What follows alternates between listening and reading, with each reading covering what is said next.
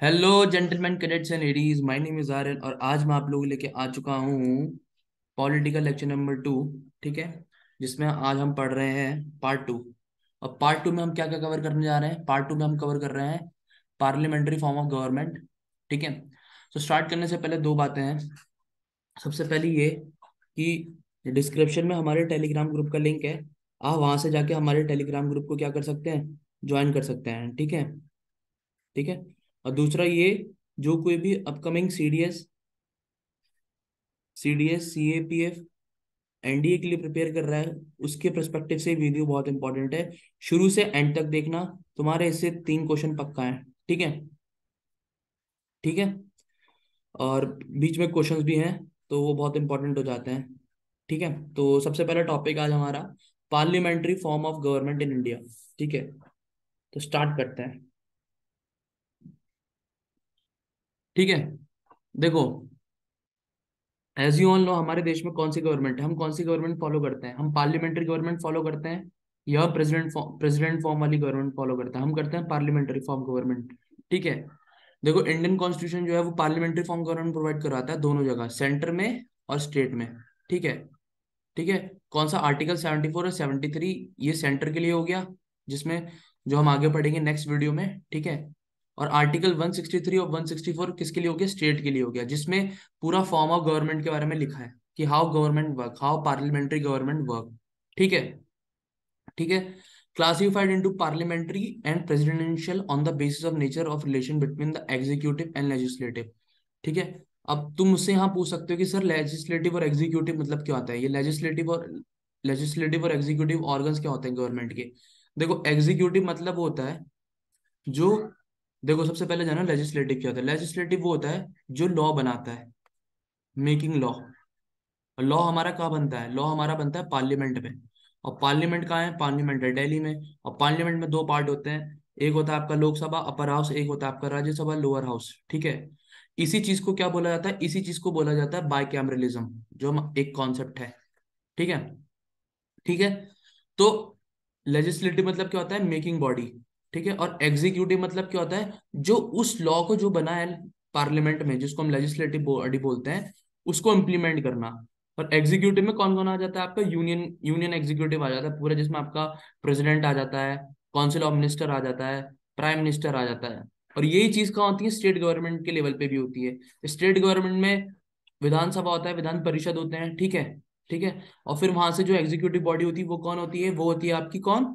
वो होती है आपकी चीफ मिनिस्टर, उसके कैबिनेट वाले और गवर्नर। ठीक है, और जो लॉ बना वो लेजिस्लेटिव बॉडी, जिसने इंप्लीमेंट करा वो एग्जीक्यूटिव बॉडी। सॉरी। ठीक है, और जो जो उस लॉ को तोड़े ना, जो उस लॉ का वायलेशन ना हो, उस लॉ पे नजर रखने वाला, वो कौन होता है? जुडिशरी। और जुडिशरी मतलब क्या होता है? जुडिशरी मतलब होता है हमारा supreme court, high court, subordinate court, district court. ठीक है, सबॉर्डिनेट कोर्ट क्या होते हैं? सुप्रीम कोर्ट और हाई कोर्ट क्या है? ये एक इंटीग्रेटेड, हमारा जो जुडिशरी सिस्टम है वो क्या है? एक इंटीग्रेटेड जुडिशरी सिस्टम है। कि अगर जो, अब आप मुझसे पूछ सकते हो कि सर इंटीग्रेटेड जुडिशरी सिस्टम क्या होता है? इंटीग्रेटेड जुडिशरी सिस्टम बेसिकली मतलब होता है कि जो सुप्रीम कोर्ट का ऑर्डर है वो पूरे देश में लागू होगा, उसे हर हाई कोर्ट को मानना पड़ेगा। इसका मतलब होता है इंटीग्रेटेड। वो लोग क्या है? इंटीग्रेटेड है। ठीक है, तो आई होप आप लोगों को क्लियर होगा कि पार्लियामेंट्री सिस्टम ऑफ गवर्नमेंट क्या होता है। ठीक है, और इसके जो लेजिस्लेटिव एग्जीक्यूटिव ऑर्गन्स होते हैं गवर्नमेंट्स के, ये ठीक है। प्रेसिडेंशियल सिस्टम ऑफ गवर्नमेंट क्या होता है? जहां पर एग्जीक्यूटिव रिस्पॉन्सिबल नहीं होती लेजिस्लेचर के लिए, मतलब जो लेजिस्लेचर लॉ बनाएगा, एग्जीक्यूटिव उसके लिए रिस्पॉन्सिबल नहीं है। और ऐसा गवर्नमेंट कहाँ है? Presidential government. If I give you example, वो है आपका यूएसए में। ठीक है, इंडिया में कौन सी है? पार्लियामेंट्री गवर्नमेंट, याद रखना। ठीक है, और पार्लियामेंट्री गवर्नमेंट को ही क्या बोलते हैं? गवर्नमेंट, कैबिनेट गवर्नमेंट बोलते हैं। क्यों? क्योंकि वहां प्राइम मिनिस्टर होता है, प्राइम मिनिस्टर के अंदर उसके मिनिस्टर होते हैं, उनको क्या बोलते हैं? Cabinet minister. ठीक है, रिस्पॉन्सिबल गवर्नमेंट बोलते हैं। क्यों? क्योंकि लेजिस्लेचर एग्जीक्यूटिव के लिए रिस्पॉन्सिबल है, एग्जीक्यूटिव लेजिस्लेचर के लिए रिस्पॉन्सिबल है। और इसी पार्लियामेंट्री गवर्नमेंट को क्या बोला जाता है? Westminster model of government. क्यों? क्योंकि हमने एक कॉन्सेप्ट कहाँ से लिया है? ब्रिटेन से लिया है, जापान से लिया है, कनाडा से लिया है। ठीक है, और इंडिया में ये चीज इंप्लीमेंट होती है। ठीक है, प्रेसिडेंशियल गवर्नमेंट क्या होती है? प्रेसिडेंशियल गवर्नमेंट होती है नॉन रिस्पॉन्सिबल गवर्नमेंट। ठीक है, ठीक है, और ये कहाँ कहाँ प्रिवेल है, ये है आपकी यूएसए में, ब्राजील में, रशिया में, श्रीलंका में, यहाँ पर प्रेसिडेंशियल गवर्नमेंट है। ठीक है, आगे बढ़े, चलो। ठीक है, ये हमारा इंडियन पार्लियामेंट्री सिस्टम है, ये मैंने इसकी फोटो लगाई है, देखो। सबसे पहले हमारा इंडियन पार्लियामेंट आता है, ठीक है। उसकी फिर ब्रांचेस हैं, जिसमें आपका एक लेजिस्लेचर आ जाता है, फिर एग्जीक्यूटिव आता है। एग्जीक्यूटिव ब्रांच मैंने आपको बताई दी थी। एग्जीक्यूटिव में आपका पीएम आ जाता है, कैबिनेट मिनिस्टर आ जाता है, ठीक है, उसके अंदर जो भी फंक्शनरी हो रही है। फिर आपका लेजिस्लेचर आ जाता है, लेजिस्लेचर में आपका क्या आ जाता है, राज्यसभा, लोकसभा, जहाँ क्या बनते हैं, लॉ मेकिंग बॉडी होती है। और लॉ इम्प्लीमेंट बॉडी कौन सी होती है, वो होती है आपकी एग्जीक्यूटिव, ठीक है। और जो एग्जीक्यूटिव होती है वो क्या होती है, गवर्नमेंट होती है, ठीक है। ठीक है, और पीएम क्या होता है, वो गवर्नमेंट का हेड होता है, याद रखना, जो पीएम प्राइम मिनिस्टर होता है वो गवर्नमेंट हेड होता है, ठीक है। और जो प्रेसिडेंट होता है, प्रेसिडेंट ऑफ इंडिया, अभी प्रेसिडेंट में हमारा प्रेसिडेंट ऑफ इंडिया कौन है, द्रौपदी मुर्मू जी हैं, ठीक है।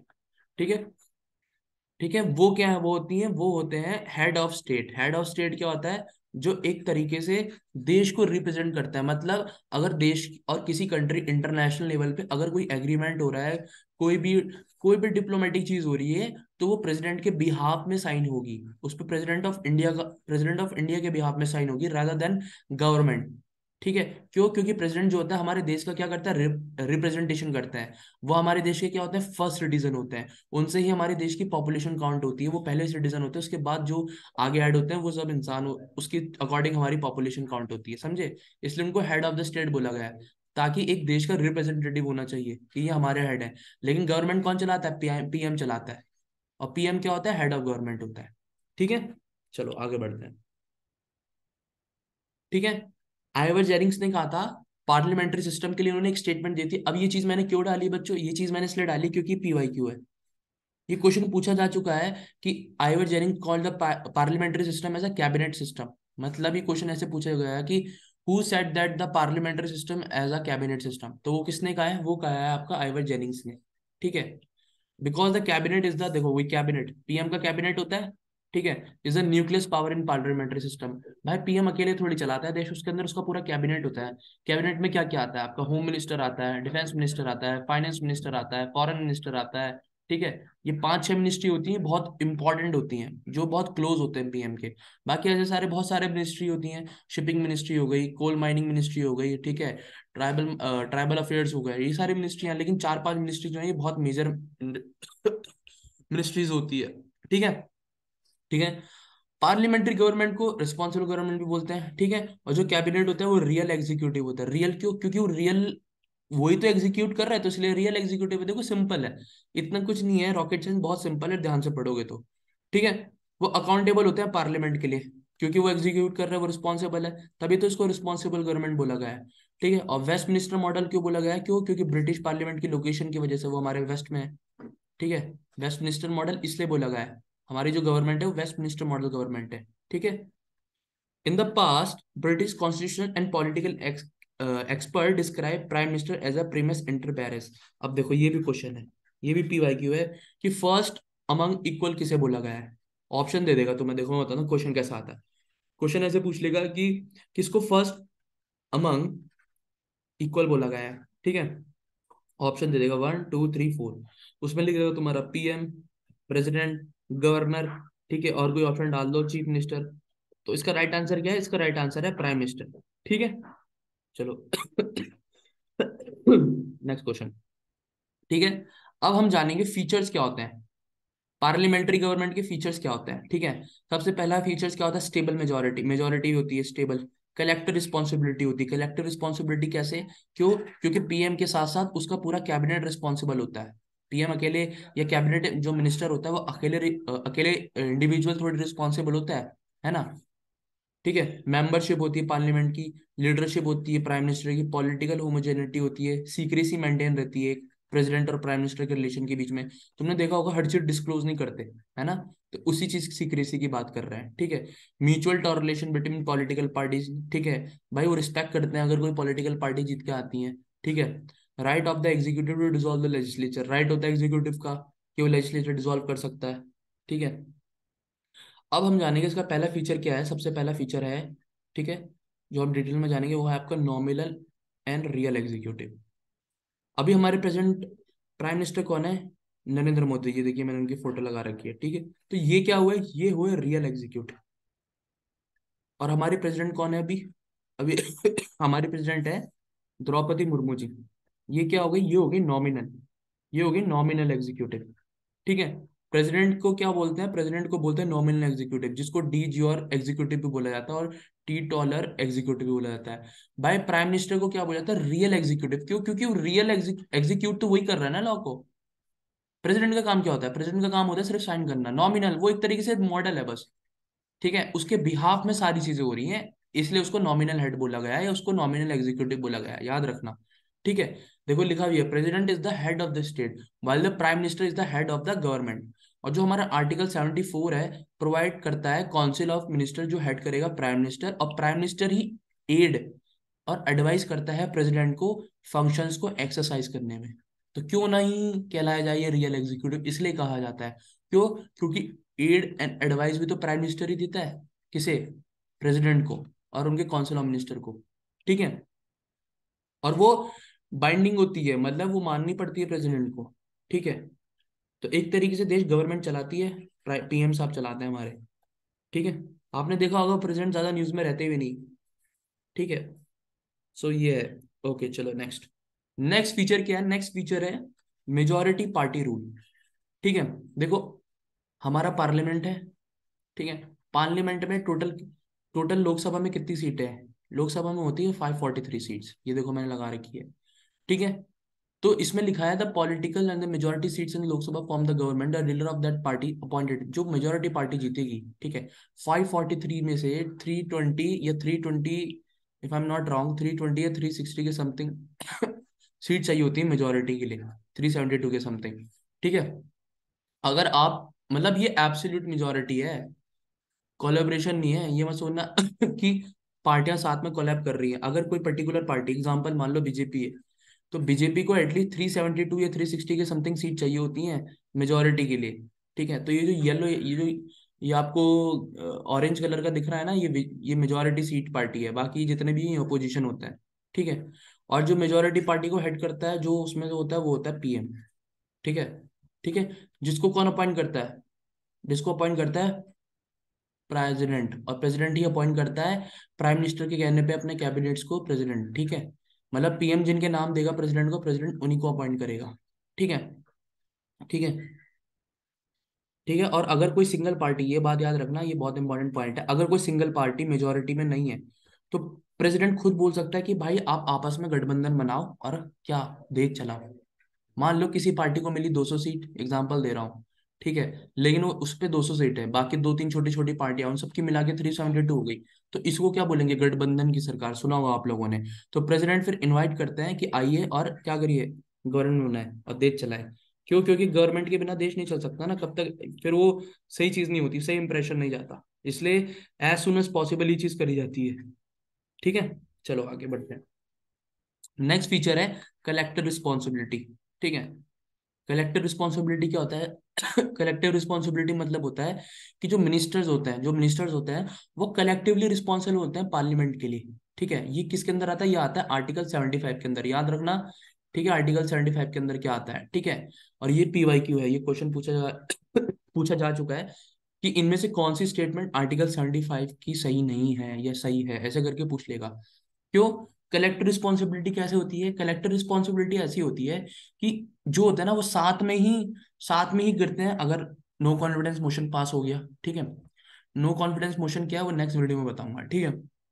साथ में ही गिरते हैं, साथ में ही उठते हैं, ठीक है। जो भी चीज हो रही है एक दूसरे के लिए वो साथ में रिस्पॉन्सिबल होते हैं हर फैसले के लिए, कोई इंडिविजुअल रिस्पॉन्सिबिलिटी नहीं होती किसी की, ठीक है। इसलिए इसको क्या बोला गया है, कलेक्टिव रिस्पॉन्सिबिलिटी ठीक है, ठीक है, ठीक है। चलो आगे बढ़ते हैं।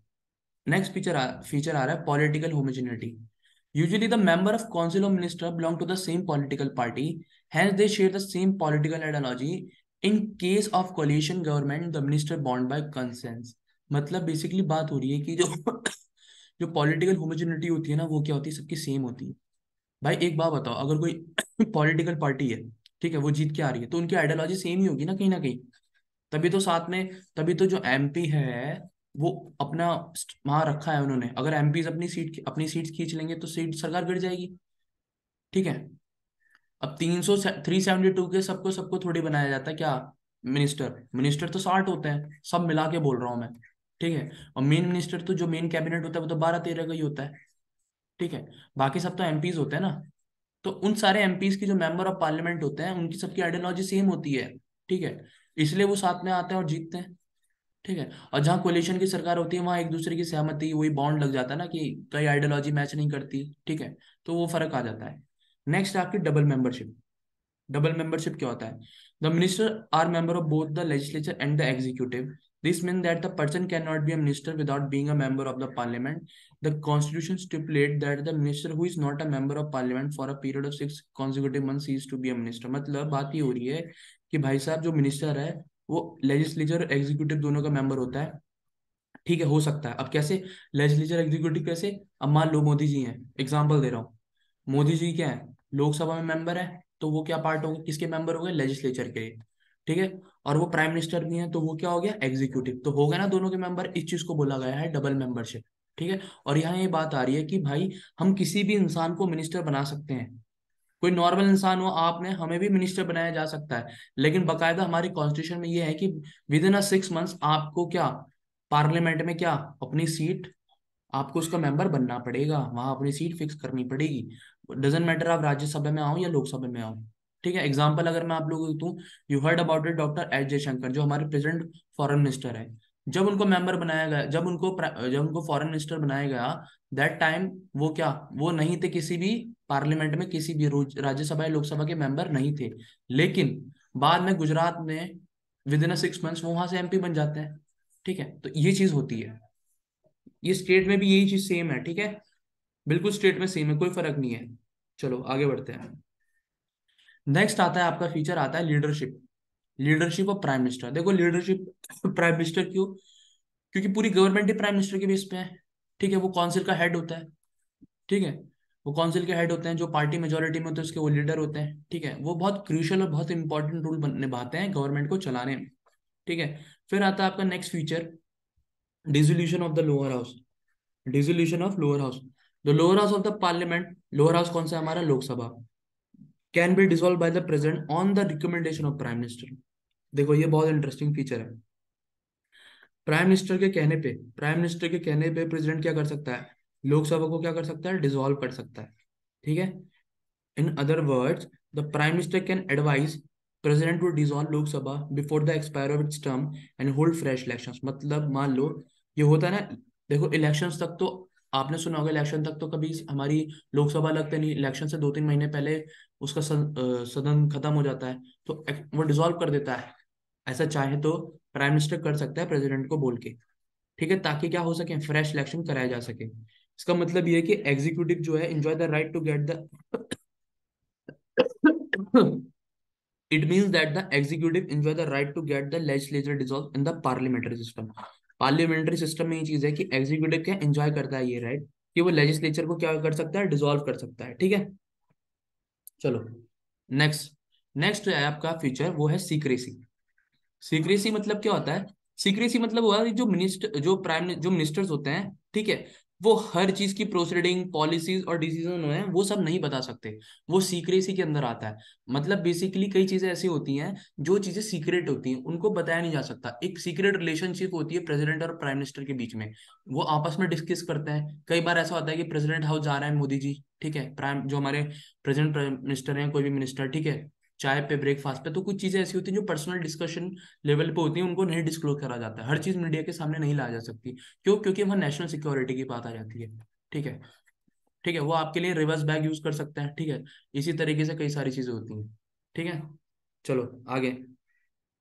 अब हम पढ़ेंगे। देखो हमने अभी तक क्या पढ़ा, हम लोगों ने अभी तक क्या पढ़ा, हम लोगों ने पढ़ा फीचर्स पढ़े। किसके पढ़े? हमने फीचर्स पढ़े थे पार्लियामेंट्री गवर्नमेंट के। पार्लियामेंट्री गवर्नमेंट क्या है? पार्लियामेंट्री गवर्नमेंट जो इंडिया में है। अब हम पढ़ेंगे फीचर्स ऑफ प्रेसिडेंशियल गवर्नमेंट। क्यों? अब बोलोगे सर प्रेसिडेंशियल गवर्नमेंट के क्यों? प्रेसिडेंशियल गवर्नमेंट के इसलिए फीचर पढ़ने पड़ेंगे हमें, क्यों? ताकि आप डिफरेंशिएशन कर पाओ। अगर आप चीजों में डिफरेंट कर पाओगे तभी तो आप सही चीज चूज कर पाओगे ना। अब क्वेश्चन अगर एग्जाम में आ गया, आपने एक ही चीज पढ़ रखी है, सिर्फ पार्लियामेंट्री गवर्नमेंट के बारे में, प्रेसिडेंशियल गवर्नमेंट के बारे में नहीं पढ़ा, ठीक है, तो आप कैसे बता सकते हो कि क्या सही है, क्यों? क्योंकि कई बार ऐसा होता है कि क्या पता ये पॉइंट इसी का ही हो, आपने कहीं ना पढ़ा हो, लेकिन अगर आपके बीच में डिफरेंशिएशन हो तो आप सही चूज कर सकते हो ना। इसी मेथड को बोला जाता है एलिमिनेशन मेथड। आप समझे? जिससे मैं क्वेश्चन सॉल्व करता था। ठीक है, तो देखो फ्यूचर क्या है प्रेसिडेंशियल गवर्नमेंट का। ठीक है, जो प्रेसिडेंशियल गवर्नमेंट है वो अमेरिकन कॉन्स्टिट्यूशन से ली गई है, मतलब अमेरिकन कॉन्स्टिट्यूशन में स्टार्ट करी गई थी सबसे पहले। ठीक है, ठीक है। और जो अमेरिकन प्रेसिडेंशियल सिस्टम है ये अमेरिका में यूएसए फॉलो करता है। ठीक है, और यूएसए में जो होता है the American president is the both. देखो, जो अमेरिकन प्रेसिडेंट होता है वो हेड होता है बोथ, मतलब वो गवर्नमेंट का हेड भी है और वो हेड ऑफ द स्टेट भी है। और हमारे हेड ऑफ द गवर्नमेंट कौन होता है? हमारे हेड ऑफ द गवर्नमेंट होता है प्राइम मिनिस्टर। और हमारे हेड ऑफ द स्टेट कौन होता है? हमारे हेड ऑफ द स्टेट होता है प्रेसिडेंट। हमारे दोनों अलग अलग हैं, लेकिन वहां दोनों का सेम ही होता है। बट जो हेड ऑफ द स्टेट होती है वो जो एक सेरेमोनियल पोजीशन होती है बस। ठीक है, but as a head of the government वो क्या गवर्नमेंट चलाता है। वहाँ उसको क्या बोलते हैं? प्रेसिडेंट बोलते हैं। वहाँ प्राइम मिनिस्टर का कॉन्सेप्ट ही नहीं है, वहाँ प्रेसिडेंट का कॉन्सेप्ट है। जैसे जो बाइडेन हमारे प्रेसिडेंट है कहाँ के? यूएसए के। ठीक है, और जो प्रेसिडेंट इलेक्शन होते हैं वो इलेक्टोरल कॉलेज के थ्रू होते हैं। ठीक है, जिनका और यूएसए में कितने साल का टेन्योर होता है? 4 साल का होता है, और इंडिया में 5 साल का। ठीक है, और he can not be remove by the Congress. Congress क्या है? कांग्रेस आप बोलोगे "नहीं सर, ये कांग्रेस कहाँ पहुंच गई वहां"। कांग्रेस मतलब जो हमारे देश में पार्लियामेंट बोला जाता है, वहां उनके पार्लियामेंट को कांग्रेस बोला जाता है। आप समझे? तो ये कांग्रेस से कंफ्यूज मत होना। ठीक है, ठीक है। President govern with the help of cabinet. President govern with the help of cabinet और अ स्मॉलर बॉडी। जो प्रेसिडेंट होता है वो एक छोटे कैबिनेट के साथ मतलब एड हेल्प असिस्ट करते हैं एक दूसरे को। ठीक है, गवर्नमेंट चलाने के लिए, जिसको वहां क्या बोला जाता है? उसे वहां बोला जाता है किचन कैबिनेट। अब देखो यहाँ से क्वेश्चन कैसे आ सकता है? क्वेश्चन यहाँ आ सकता है कि किचन कैबिनेट क्या है, या किचन कैबिनेट का कॉन्सेप्ट कहाँ से लिया गया है। तो कहाँ से लिया गया है? ये कहाँ पर है? यूएसए में है। ठीक है, जो वो क्या होती है कि सिर्फ जो उसके किचन कैबिनेट्स होते हैं प्रेसिडेंट के, वो एडवाइजरी बॉडी होती है, वो सिर्फ एडवाइस करते हैं। ठीक है, और वो नॉन इलेक्टेड डिपार्टमेंटल सेक्रेटरीज होते हैं। ठीक है, उनको ऐसे सीट्स का सीन नहीं होता उनका कि आपको वहां से सीट लेनी है इस तरीके से। ठीक है, they are selected and appoint by him, मतलब जो प्रेसिडेंट होगा उनके द्वारा उन्हें अपॉइंट करा जाता है। ठीक है, और are responsible only to him, वो उन्हीं के लिए रिस्पॉन्सिबल होता है और उन्हीं के द्वारा रिमूव करा जाता है। लेकिन हमारे यहाँ रिमूव कौन करता है? हमारे यहाँ रिमूव कौन करता है? हमारे यहाँ रिमूव करता है प्रेसिडेंट ऑफ इंडिया। ठीक है, उनके यहाँ वही हेड, जो उनका गवर्नमेंट हेड होता है प्रेसिडेंट। ठीक है, वही उनको रिमूव करता है। बट हमारे यहाँ प्राइम मिनिस्टर का हेड होता है गवर्नमेंट का, तो वो रिमूव नहीं कर सकता, हमारे यहाँ प्रेसिडेंट हेड रिमूव करता है। ठीक है, कंफ्यूज नहीं होना। हाँ, ये है कि प्राइम मिनिस्टर के कहने पे रिमूव करेंगे। ठीक है, प्राइम मिनिस्टर बोलेगा कि इनको हटाना है, लेकिन हटाएगा प्रेसिडेंट ही। या तो वो पहले, जो प्राइम मिनिस्टर होता है वो पहले बोलता है कि आप रेजिग्नेशन दे दीजिए। होता है ना, कई मिनिस्टर रेजिग्नेशन दे देते हैं अपनी सेल्फ रिस्पेक्ट के लिए। भाई एक बात बताओ, अगर कोई किसी को इतनी बड़ी पोस्ट उठाएगा तो यार सेल्फ रिस्पेक्ट तो थोड़ी हर्ट होती है ना। तो इसलिए वो पहले प्यार से बोलता है कि भाई काम करो, आप ना रेजिग्नेशन दे दो। ठीक है, अगर रेजिग्नेशन नहीं देते, ठीक है, अगर वो रेजिग्नेशन नहीं देते तो फिर क्या प्रेसिडेंट को बोलता है प्राइम मिनिस्टर। ठीक है, कि भाई, और किन रीजंस की वजह से होता है? देखो आइडियोलॉजी की बात है।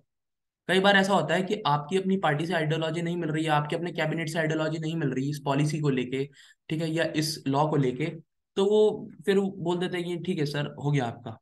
समझे? ठीक है, the president can not dissolve the house of the representative. लेकिन जो प्रेसिडेंट है वहां पर क्या हाउस को डिसॉल्व नहीं कर सकता, लोअर हाउस जो होता है कांग्रेस का। ठीक है, doctrine of separation of power. Separation of power is the basis of the American presidential, जो पावर का सेपरेशन है वो क्या बेस है अमेरिकन प्रेसिडेंशियल सिस्टम में। And the legislative, executive and judicial power of the government are separated and vast in 3 independent organ of the government. अब मतलब क्या है, इसको देखो ध्यान से सुनना। इसका मतलब बेसिकली क्या है कि वहां जो पावर का सेपरेशन है ना, वो सेपरेट है, वो तीनों अपने आप में इंडिपेंडेंट ऑर्गन है। लेकिन मैंने तुम्हें बताया था एग्जीक्यूटिव रिस्पॉन्सिबल है किसके लिए? लेजिस्लेटिव के लिए। और लेजिस्लेटिव किसके लिए रिस्पॉन्सिबल है? एग्जीक्यूटिव के लिए। तो हमारी कौन सी गवर्नमेंट हुई? Responsible government. अब आया समझ में? वहां तीनों अलग अलग काम करते हैं। Now you got it. ठीक है, तो ये था क्या प्रेसिडेंशियल गवर्नमेंट के फीचर्स। ठीक है, चलो आगे बढ़ते हैं। अब हम जानेंगे मेरिट्स क्या है प्रेसिडेंशियल सिस्टम के। ठीक है, बेसिकली वन लाइनर है थोड़ा। ठीक है, मैं पीडीएफ अपलोड कर दूंगा, तुम वहां से पढ़ लेना है ऐप में। ठीक है, लेकिन मैं तुम्हें ब्रॉड आइडिया दे देता हूँ ताकि तुम्हारी एक पर्सपेक्टिव डेवलप हो। देखो, अगर कॉन्सेप्ट की क्लियरिटी होती है ना, मैं तुम्हें सच बताता हूँ, पॉलिटी जैसे सब्जेक्ट हो गए ना, पॉलिटिकल साइंस जैसे सब्जेक्ट्स में ना, आपको कॉन्सेप्ट की क्लियरिटी होनी चाहिए। अगर आपको यही नहीं पता कि एग्जीक्यूटिव का मतलब क्या है, लेजिस्लेचर का मतलब क्या है, जुडिशरी का मतलब क्या है, ठीक है, रिस्पॉन्सिबल गवर्नमेंट क्या होती है, कैबिनेट क्या होता है, काउंसिल क्या होता है। तो आप क्वेश्चन सॉल्व, आप रट तो लोगे पूरी बुक, बट आपसे क्वेश्चन सॉल्व नहीं होगा ऐसा जो स्टेटमेंट वाइज आता है, समझे, इसलिए समझना जरूरी है। समझ के पढ़ोगे आगे बढ़ोगे, और रट्टा मारोगे तो कहीं नहीं पहुंचोगे। देखो कुछ चीजों में रट्टा मारना ही पड़ता है। अब एक बात है, मैं तुम्हें एग्जांपल दूं। अब आर्टिकल है, अब अगर आर्टिकल 4 में ये आर्टिकल 1 है, 4 है, ये शेड्यूल 8 है, 10 है, 12 शेड्यूल है, भाई वो तुम्हें याद ही करने पड़ेंगे ना। अब तुम मुझे बता दो कि नहीं सर, उनको वो समझ सकते हैं हाँ कि भाई आर्टिकल शेड्यूल 4 बोलता है कि राज्यसभा के लिए एलोकेशन होनी चाहिए सीट, ठीक है, तुमने उसे समझ लिया कि एलोकेशन क्या होते हैं, बट तुम्हें पढ़ना तो पड़ेगा नहीं कि क्या है उसमें। अब उनको रट्टा थोड़ी मार, उनको उनको रट्टा मारना पड़ेगा। कुछ चीजें ऐसी होती हैं इनको रटना ही पड़ता है। लेकिन ये जो मैं तुम्हें बता रहा हूँ ना ब्रॉड वे में इतना स्टेटमेंट दे के, ये कॉन्सेप्चुअल टॉपिक्स हैं, इनको समझ लोगे तो पूरी गवर्नमेंट समझ में आ जाएगी। जीवन में कहीं आगे बढ़ोगे तो तुम्हें पता होगा कि हाँ क्या से गवर्नमेंट चलती, कैसे देश चलता है। ठीक है, चलो चलते फिरते एडवोकेट हो तुम, पता है तुम लोगों को। चलो मैरिट्स ऑफ पार्लियामेंट्री सिस्टम। ठीक है, मैरिट्स क्या है पार्लियामेंट्री सिस्टम के। सबसे पहली बात देखो, अगर लेजिस्लेचर और एग्जीक्यूटिव एक दूसरे के लिए रिस्पॉन्सिबल है तो दोनों के बीच में क्या रहता है, कोऑर्डिनेशन रहता है, हार्मनी रहती है, लड़ाई झगड़े की कोई कुछ वो होता है नहीं, कॉन्फ्लिक्ट नहीं होता ना। ठीक है, रिस्पॉन्सिबल गवर्नमेंट होती है भाई, ऑब्वियसली बात है, मिनिस्टर रिस्पॉन्सिबल है किसके लिए, पार्लियामेंट के लिए, हर एक्ट के लिए, क्योंकि एक्ट और मिनिस्टर से लेके आते हैं। ठीक है, और उन पे नजर रखी जाती है किसके थ्रू, पार्लियामेंट में, क्वेश्चन आवर के थ्रू, डिस्कशन के थ्रू, एजेशन मोशन के थ्रू, कॉन्फिडेंस मोशन के थ्रू। अब ये क्या होता है, ये बेसिकली पार्लियामेंट में होते हैं। जब हम पार्लियामेंट पढ़ेंगे ना नेक्स्ट वीडियो में, तब मैं तुम्हें बताऊंगा। ठीक है, फिर होता है प्रिवेंट डेस्पोटिज्म। डेस्पोटिज्म मतलब क्या होता है, डिक्टेटरशिप, तानाशाही काइंड ऑफ। ठीक है, executive authority is wasted in a group of individual, council of ministers, not a single person, collectively होते हैं वो, सिंगल पर्सन की रिस्पॉन्सिबिलिटी नहीं होती। तो इससे क्या होता है, जो डिक्टेटोरियल टेंडेंसी होती है ना, उस पर नजर रखी जा सकती है। ठीक है, कि मैं ही करता धरता हूं, अब तो मैं ही चलाऊंगा देश। ठीक है, दूसरा, ठीक है, फिर आपका आता है रेडी अल्टरनेटिव गवर्नमेंट। देखो अगर इन केस कोई पार्टी मेजोरिटी में हार गई, मेजोरिटी जो पार्टी थी वो हार गई, ठीक है, तो हेड ऑफ द स्टेट कौन है, हमारा प्रेसिडेंट। तो वो इनवाइट कर सकता है अपोजिशन पार्टीज को कि गवर्नमेंट बनाओ भाई साहब, ठीक है, देश चलाना है। इसका मतलब ये alternative government can be form, हमारे याद रखना, alternative government can be form without the fresh elections. Elections हमारे तभी होंगे जब टेन्योर पूरा होता है, लेकिन अगर उसके बीच में पार्टी गिर गई तो फिर इलेक्शन नहीं होते बीच में। प्रेसिडेंट जो होते हैं हमारे हेड ऑफ द स्टेट, वो बोलते हैं ऑपोजिशन को कि भाई आप आओ और पार्टी बनाओ। ठीक है, और इसी के ऊपर डॉक्टर जेनिंग्स का एक कोट है, the leader of the opposition is the alternative prime minister. जो लीडर होता है अपोजिशन का, अपोजिशन में जो सबसे ताकतवर पार्टी होगी उसका जो हेड होगा वो अल्टरनेटिव प्राइम मिनिस्टर बोला गया है, किसके द्वारा, डॉक्टर जेनिंग के द्वारा। ये वेरी इंपॉर्टेंट है, पीवाईक्यू है कि स्टेटमेंट किसने दी। स्टेटमेंट वाइज क्वेश्चन आ जाते हैं गाइस। ठीक है, चलो आगे बढ़ते हैं। ठीक है, अगला फीचर क्या है, अगला फीचर है, अगला मेरिट क्या है, अगला मेरिट जो है पार्लियामेंट्री सिस्टम का वो है वाइड रिप्रेजेंटेशन। अब वाइड रिप्रेजेंटेशन कैसे, देखो ये हमारा पार्लियामेंट जिसको संसद में बोलते हैं। ठीक है, वाइड रिप्रेजेंटेशन कैसे, in the parliamentary system the executive consist of a group of individual minister who representative of people. यार देखो आप लोग जब वोट देते हो तो हमारे रिप्रेजेंटेटिव ही तो होते हैं, एमपीज। ठीक है, ठीक है, तो वो देश के हर कोने से होते हैं। अगर हमारे लोकसभा में 543 सीट्स हैं तो वो पूरे भारत की सीट है। ठीक है, कि हरियाणा से 12, काइंड ऑफ 12 नहीं है, मैं एग्जांपल दे रहा हूँ, उत्तराखंड से 4 3, उत्तराखंड से तो 3 4 ही है ठीक है, यूपी से सबसे ज्यादा। ठीक है, तो इस तरीके से क्या है, देश के हर कोने हर स्टेट से क्या एक एमपी होता है। ठीक है, एक पर्टिकुलर एरिया का एक एमपी होता है। तो वो क्या करता है, वो रिप्रेजेंटेशन करता है सबका। ठीक है, जिसको हम जिससे वजह से हमें बोला गया वाइड रिप्रेजेंटेशन, कि देश का हर तबका, ठीक है, कहीं किसी भी कोने में रहता हो उसका रिप्रेजेंटेशन होता है पार्लियामेंट में। ये एक बहुत अच्छा मेरिट है किसका, पार्लियामेंट्री सिस्टम का। समझे, चलो आगे बढ़ते हैं। अब डीमेरिट्स क्या है, मेरिट तो जान लिया, अब काइंड ऑफ डिसएडवांटेजेस क्या है पार्लियामेंट्री सिस्टम्स के। ठीक है, अनस्टेबल गवर्नमेंट होती है। अनस्टेबल कैसे सर, अनस्टेबल कैसा, भी तो आप बोलते रिस्पॉन्सिबल होती है, ये होती है। अनस्टेबल ऐसे कि देखो, अगर क्या पता सरकार अपना टेन्योर पूरा ना कर पाए, क्या पता एमपीज अपना सीट्स खींच लें, क्या पता सरकार गिर जाए, मेजोरिटी में ना रह पाए, ना 5 साल कर पाए, तो अनस्टेबल गवर्नमेंट हो गई ना।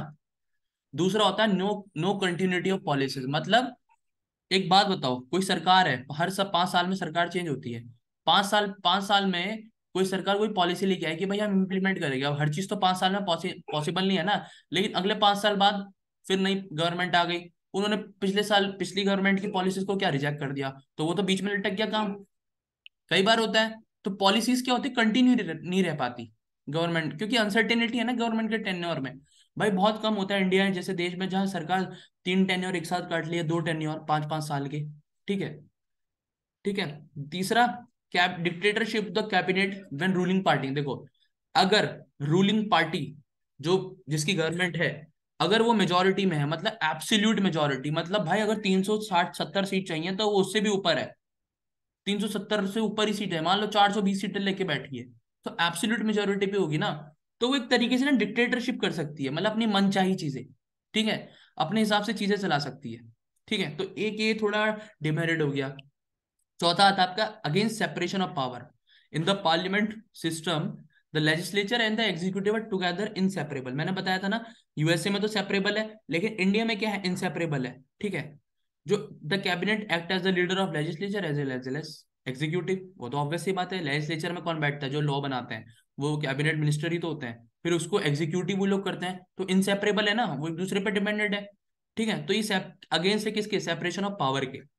ठीक है। फिर आता है आपका पांचवा, गवर्नमेंट ऑफ एमेच्योर्स। एमेच्योर्स मतलब क्या होता है, ठीक है, मतलब मान लो, एग्जांपल देता हूँ, मान लो अगर कोई मिनिस्टर है, ठीक है, उसे दे दिया उसे दे दिया आपने फॉरेन मिनिस्ट्री, फॉरेन मिनिस्ट्री, लेकिन फॉरेन मिनिस्ट्री दी गई है, लेकिन उस इंसान ने जीवन में कभी फॉरेन मिनिस्ट्री या कभी ऐसे उससे रिलेटेड कोई डिग्री नहीं ली है, वो बंदा बीए एमए करे बैठा है नॉर्मल, या वो ग्रेजुएशन करी भी नहीं करी पता नहीं कुछ, बट वो पॉलिटिक्स में अच्छा था तो पॉलिटिकल लीडर बन गया, और इतना ऊपर आ गया कि इतना ऊपर आ गया कि उसे इतनी बड़ी पोस्ट मिल गई।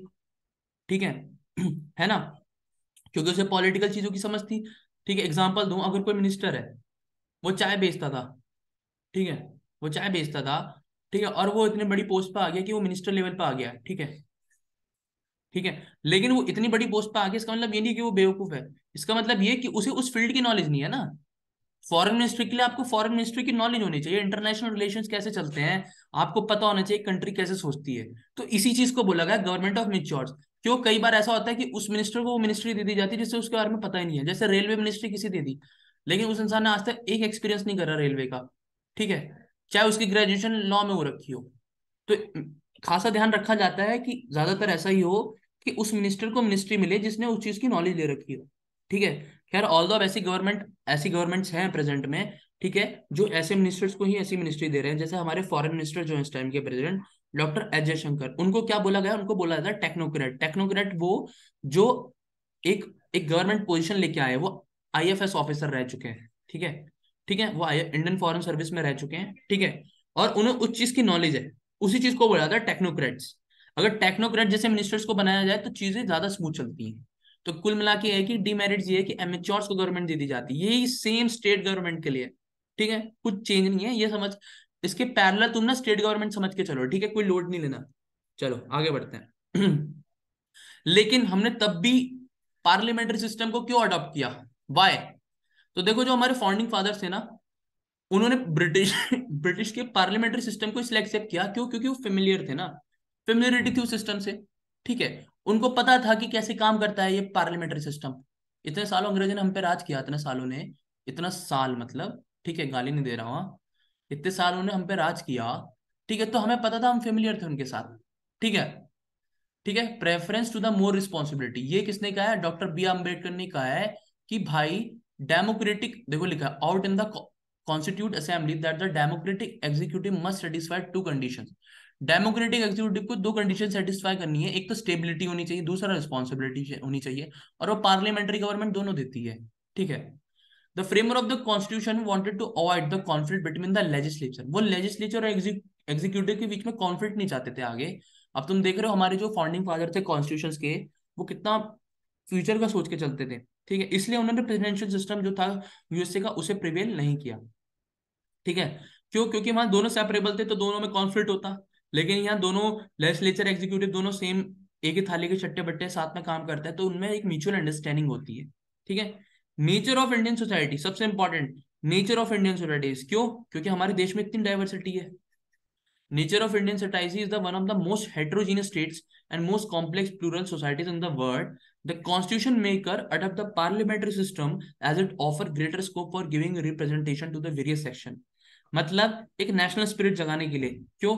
क्योंकि हमारे देश की जो सोसाइटी है वो बहुत डाइवर्स है, विभिन्न विभिन्न प्रकार के लोग रहते हैं, कई सारी भाषाएं बोलते हैं, इतना बड़ा देश है, तो उसके लिए पार्लियामेंट्री सिस्टम बहुत सुटेबल बताया गया, इसलिए हमने ये एक्सेप्ट किया। समझे? क्यों? क्योंकि लोगों का रिप्रेजेंटेशन होता है, वाइड रिप्रेजेंटेशन होता है, तो सबकी आवाज हर जगह पहुंचती है। अगर लद्दाख में कहीं कुछ हो रहा है तो लद्दाख से खड़ा हुआ एमपी वहां बात करेगा, अगर कश्मीर में कुछ हो रहा है तो वहां से खड़ा हुआ आदमी कुछ बोलेगा, एमपी बोलेगा, अगर तमिलनाडु में कुछ हो रहा है तो वहां से खड़ा हुआ एमपी बोलेगा। तो ये एक वाइड रिप्रेजेंटेशन हो जाता है, इसलिए ये बहुत अच्छा फीचर माना गया। ठीक है। अब इंडियन, और देखो हमने ब्रिटिश से क्या लिया, ब्रिटिशर से हमने ये तो ले लिया कि हम उनकी पार्लियामेंट्री गवर्नमेंट हम अडॉप्ट करी है, लेकिन ब्रिटिश और इंडियन मॉडल में फर्क है। इंडियन पार्लियामेंट्री सिस्टम और British model, British parliamentary system में फर्क है क्या? क्योंकि जो हमारा जो है ना वो रिपब्लिकन सिस्टम है, मतलब हमारा जो है हमारा प्रेसिडेंट हेड करता है, प्रेसिडेंट के इलेक्शन होते हैं, हमारे बिहार में एमपीज एमएलए उनको चूज करते हैं, ठीक है, वो 5 साल रहते हैं, फिर वो चले जाते हैं, फिर कोई आता है, ठीक है। लेकिन ब्रिटिश में हेड कौन होता है? ब्रिटिशर्स में हेड होता है, ब्रिटिश में चलता है मोनार्की सिस्टम। मोनार्की सिस्टम क्या होता है? किंग क्वीन वाला, जैसे क्वीन एलिजाबेथ थी, अभी उनकी डेथ हुई थी, उनके बाद उनके बेटे को बनाया गया है, ठीक है, किंग चार्ल्स को, ठीक है। तो वो हेड ऑफ द स्टेट होता है, और वो पीढ़ी दर पीढ़ी चलता है, मतलब एलिजाबेथ का बेटा, फिर उसका बेटा, फिर उसकी बेटी, जो भी होगा वो हेड होंगे, ठीक है। तो वो मोनार्की सिस्टम है, ठीक है। पहले डिफरेंस ये हो गया इंडियन और ब्रिटिश मॉडल में। दूसरा, British system is based on the doctrine of sovereignty of the parliament, मतलब पार्लियामेंट से बड़ा कुछ नहीं, ठीक है, पार्लियामेंट से बड़ा कुछ नहीं।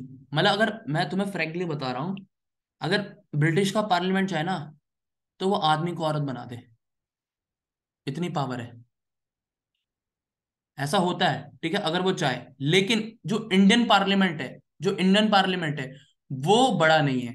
क्यों? उस पर लिमिटेड है, वो रिस्ट्रिक्शन है। क्यों? क्योंकि हमारे देश में रिटर्न कॉन्स्टिट्यूशन है, कॉन्स्टिट्यूशन से बढ़कर कुछ नहीं है भाई। कॉन्स्टिट्यूशन में ये तक रखा है कि आप प्रेसिडेंट को हटा सकते हो, आप प्रेसिडेंट, देश के प्रेसिडेंट तक को हटा सकते हो इम्पीचमेंट के थ्रू, ठीक है। तो इसलिए इसलिए रिस्ट्रिक्शंस है, ठीक है। लेकिन इंडिया के जो ब्रिटिश का पार्लियामेंट है वो कुछ भी कर सकता है, मतलब वो एक तरीके से ऐसे है कि वो, मैंने जो तुम्हें बोला ना, उनका बस चले तो वो कुछ भी कर सकते हैं, ठीक है। और हमारे देश में रिस्ट्रिक्शंस है, हमारे देश में लिमिटेशंस है। क्यों? क्योंकि हमारा रिटर्न कॉन्स्टिट्यूशन है, हमारा फेडरल सिस्टम है। फेडरल सिस्टम क्या होता है? फेडरल सिस्टम वो होता है जब पावर गवर्नमेंट डिवाइड होती है, सेंटर के साथ साथ स्टेट में भी है, उसी को बोलते हैं फेडरल सिस्टम। और उससे भी इंपॉर्टेंट जुडिशियल रिव्यू है, जुडिशियल रिव्यू सुप्रीम कोर्ट। भाई अगर कोई सरकार ऐसा करने जाएगी तो judicial review, fundamental right violate होंगे, जुडिशियल रिव्यू के तहत भेज देंगी चीजें। और फंडामेंटल राइट्स तो आपको पता है कि वो तो कॉन्स्टिट्यूशन में लिखा ही है, सिंपल चीज है, कॉन्स्टिट्यूशन है, कॉन्स्टिट्यूशन के ये अंदर सारी चीजें हैं कि इंसान फंडामेंटल राइट्स के बेसिक स्ट्रक्चर को नहीं हिला सकता, और कॉन्स्टिट्यूशन से बढ़कर कुछ नहीं है। तभी तो देखा है ना कि कोई भी चीज होती है कॉन्स्टिट्यूशन को देखा जाता है कि भाई ये कॉन्स्टिट्यूशन में क्या लिखा है इससे चीज से रिलेटेड। लेकिन ब्रिटेन में ऐसा नहीं है, ठीक है। अब नेक्स्ट नेक्स्ट डिफरेंट क्या है, तीसरा डिफरेंशिएशन क्या है?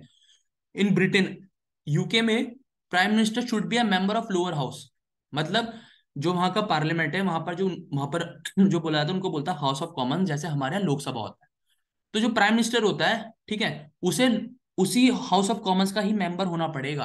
लेकिन हमारे यहाँ प्राइम मिनिस्टर क्या होता है, वो किसी भी हाउस का मेंबर हो सकता है, चाहे वो लोकसभा हो चाहे वो राज्यसभा हो, ठीक है। नेक्स्ट डिफरेंशिएशन क्या है? Member of parliament alone are appointed as a minister in Britain. जो मेंबर ऑफ पार्लियामेंट होते हैं वो alone are appointed as a minister, वो अलोन ही अपॉइंट होते हैं, कहाँ? मिनिस्टर, ब्रिटेन में। लेकिन इंडिया में क्या होता है? A person who is not a member, देखो वही बात है, अगर वो मेंबर नहीं है पार्लियामेंट का तो वो 6 महीने के लिए मिनिस्टर रह सकता है, उसके अंदर ही अंदर उसे मेंबर बनना पड़ता है। मैंने एग्जांपल दिया था डॉक्टर अजय शंकर का, ठीक है। और सबसे very very very very important, ये क्वेश्चन कई बार आ चुका है और ये स्टेटमेंट कई बार पूछी जा चुकी है। Britain has a system of legal responsibility. अब लीगल लीगल रिस्पॉन्सिबिलिटी क्या होता है? लीगल रिस्पॉन्सिबिलिटी मतलब उनसे बकायदा लिखवाया जाता है कि भाई आप लीगली रिस्पॉन्सिबल हो, ठीक है। बट इंडिया में ऐसा कोई सिस्टम नहीं है लीगल रिस्पॉन्सिबिलिटी का, ठीक है। चल रही है सरकार, चल रही है, गिर गई तो गिर गई, कोई लीगल रिस्पॉन्सिबिलिटी नहीं है। ये पॉइंट याद रखना, वेरी इंपॉर्टेंट पॉइंट है, इसलिए मैंने इसको थोड़ा बड़े फॉन्ट में लिखा है, ठीक है। नेक्स्ट आता है शेडो कैबिनेट। अब बोलोगे सर शेडो कैबिनेट क्या होता है? ब्रिटेन में, ब्रिटिश में, यूके में एक है यूनिक इंस्टीट्यूशन है जिसको बोला जाता है शेडो कैबिनेट। ये ब्रिटिश कैबिनेट का सिस्टम है, मतलब जो अपोजिशन पार्टी होती है उसका जो हेड होता है, ठीक है, वो क्या होता है, वो एक तरीके से क्या होता है, वो क्या होता है, वो होता है आपका शैडो प्राइम मिनिस्टर, मतलब एक तरीके से वो एक अल्टरनेटिव प्राइम मिनिस्टर होता है, ताकि वो बैलेंस कर सके, बैलेंस बना रहे किसके बीच में, गवर्नमेंट और ऑपोजिशन के बीच में। ठीक है, ठीक है, और ऐसा कोई इंस्टीट्यूशन इंडिया में नहीं है। ठीक है, तो ये डिफरेंशिएशन थे। नेक्स्ट आता है हमारा फेडरल सिस्टम। Next topic. अब तक हमने क्या पढ़ा, अब तक हमने पार्लियामेंट्री सिस्टम को पढ़ा। नेक्स्ट आता है हमारा फेडरल सिस्टम। ठीक है, देखो फेडरल सिस्टम, फेडरल गवर्नमेंट और यूनिटरी गवर्नमेंट। जो फेडरल गवर्नमेंट होती है वो दो लेवल पे होती है, एक तो सेंट्रल गवर्नमेंट और दूसरा स्टेट गवर्नमेंट, इसी को बोला गया है फेडरल सिस्टम। ठीक है, दो लेवल पे पॉलिटिकल पावर शेयर होती है, स्टेट और सेंटर पे। इसमें जो कॉन्स्टिट्यूशन है रिजिड होता है, दो तरह के डिफरेंट लॉज होते हैं, क्यों, क्योंकि सेंटर के अपने लॉ है, स्टेट के अपने लॉ है। ठीक है, दोनों में पावर डिवाइड्स है ना। फिर आती है आपकी यूनिटरी गवर्नमेंट। यूनिटरी गवर्नमेंट क्या होता है, यूनिटरी गवर्नमेंट बोलता है एक ही गवर्नमेंट, सेंट्रल गवर्नमेंट। ठीक है, जिसमें सिर्फ सारी पॉलिटिकल पावर सेंट्रल गवर्नमेंट संभालती है। और इसमें जो कॉन्स्टिट्यूशन होता है थोड़ा फ्लेक्सिबल होता है, और पूरे देश में एक ही लॉ चलता है सेंट्रल गवर्नमेंट का। तो ये तुमने बेसिक डिफरेंस समझ लिया, ये मैंने पिक्चर इसलिए लगाई है ताकि आप लोग एक बेसिक डिफरेंस समझ सको। ठीक है, तो यूनिटरी गवर्नमेंट क्या होती है ना, उस पर सारी पावर होती है, वो नेशनल लेवल की गवर्नमेंट होती है। लेकिन जो फेडरल गवर्नमेंट होती है उसमें पावर क्या होती है, डिवाइड होती है, national government and the regional government level पे। By the constitution itself both operate in the respective jurisdiction, मतलब दोनों दोनों स्टेट और सेंटर इंडिविजुअल इंडिविजुअल लेवल पे क्या देश चलाते हैं, स्टेट चलाते हैं भाई। देश स्टेट मिलके बनता है ना, तो हर स्टेट में एक आपको क्या, एक फेडरल गवर्नमेंट, एक गवर्नमेंट है, ठीक है, और एक सेंट्रल गवर्नमेंट है जो पूरे देश को चलाती है। तो इसी सिस्टम को बोला गया है फेडरल गवर्नमेंट। ठीक है, आई होप यू गॉट इट। चलो नेक्स्ट पॉइंट, अगर मैं इनको कंपेरिजन करूं, ठीक है, जो फेडरल गवर्नमेंट होती है वो ड्यूअल गवर्नमेंट होती है, नेशनल गवर्नमेंट और रीजनल गवर्नमेंट। वहां पर कॉन्स्टिट्यूशन रिटर्न है। ठीक है, डिवीजन ऑफ पावर क्या है, नेशनल और रीजनल लेवल पर पावर डिवाइड है कि यार ये चीजें स्टेट संभालेगी, जैसे पुलिस है। अब स्टेट पुलिस किसके अंदर आती है, स्टेट पुलिस आती है स्टेट के अंदर। ठीक है, फिर आता है आपका सुप्रीमेसी, कॉन्स्टिट्यूशन सुप्रीम होता है, रिजिड कॉन्स्टिट्यूशन होता है। जुडिशरी इंडिपेंडेंट काम करती है, किसी का इंटरफेरेंस नहीं होता जुडिशरी में। अगर एक बात बताओ, एग्जीक्यूटिव या गवर्नमेंट जुडिशरी में इंटरफेयर करने लग गई, अगर जुडिशरी में गवर्नमेंट इंटरफेयर कर लेगी, तो गवर्नमेंट जो लेके आएगी वो तो अपने अकॉर्डिंग चलेगी ना फिर, लेकिन ऐसा नहीं है। और सबसे इंपॉर्टेंट बाई कैमरल लेजिस्लेचर होता है, मतलब बाई कैमरल मतलब होता है कि लोकसभा और राज्यसभा और सेम कहाँ कहाँ होता है, स्टेट में भी होता है। कई स्टेट ऐसी हैं जहाँ बाई कैमरलिज्म है, 7 स्टेट ऐसी हैं। बाकी हर जगह यूनिकैमरलिज्म है, मतलब एक ही हाउस है। हर जगह विधानसभा, हर जगह विधान परिषद नहीं, विधानसभा हर जगह होती है। ठीक है, यूनिटरी गवर्नमेंट क्या होती है, सिंगल गवर्नमेंट होती है।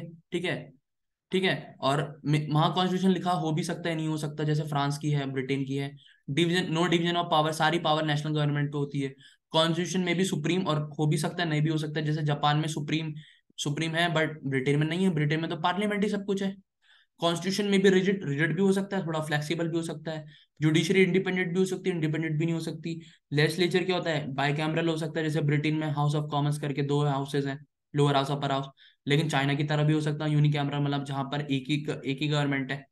तो यूनिटरी और फेडरल गवर्नमेंट में दोनों में थोड़ा ये डिफरेंस है। ठीक है, चलो, अब ये कुछ बेसिक पॉइंट्स हैं इंपॉर्टेंट जो मुझे बताना तुम्हें इंपॉर्टेंट है।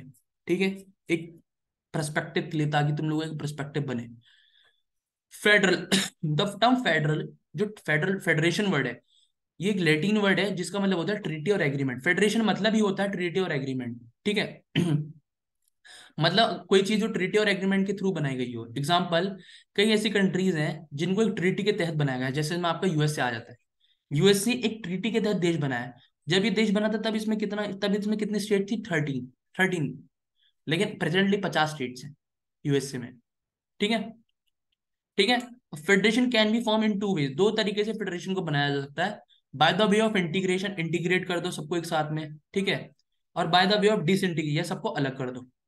पहला जो केस है इसमें इंटीग्रेशन वाला, वो तब है जब मिलिटरी कोई कंट्री वीक हो, इकोनॉमिकली वीक हो।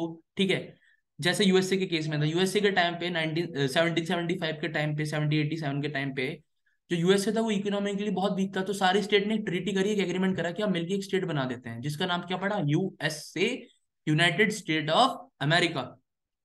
ठीक है, और ठीक है, सेकंड जो केस है बिग यूनिटरी स्टेट, मतलब किसी unitary state is convert into federation, मतलब एक यूनिटरी, पूरी एक यूनिटरी स्टेट को क्या कन्वर्ट कर दिया जाए किसमें, फेडरेशन बाय ग्रांटिंग ऑटोनॉमी, कि भाई आप हमारे बिहाफ में काम करो, ठीक है, रीजनल इंटरेस्ट के। जैसे कनाडा, कनाडा में 4 प्रोविंसेस है, लेकिन वो 4 प्रोविंस मिलके क्या बनाते हैं, कनाडा बनते हैं, ठीक है, बट वो अपने तरीके से काम करते हैं, समझे।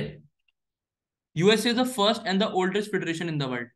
सबसे ओल्डेस्ट डेमोक्रेसी और फेडरेशन क्या है दुनिया की, यूएसए है, जो 1787 में बनी थी। कब, जब अमेरिकन रिवोल्यूशन हुआ था 1775 से 83 के बीच में, जिसमें 50 स्टेट थी, ठीक है, मतलब ओरिजिनली 13 स्टेट थी, बट अभी प्रेजेंट में 50 स्टेट है, ठीक है। और जो कैनेडियन फेडरेशन है वो ओरिजिनली 10 थी, बट ओरिजिनली 4 थी, बट अभी 10 है, ठीक है, सॉरी 10 है, 4 नहीं है, ठीक है। चलो नेक्स्ट। ठीक है।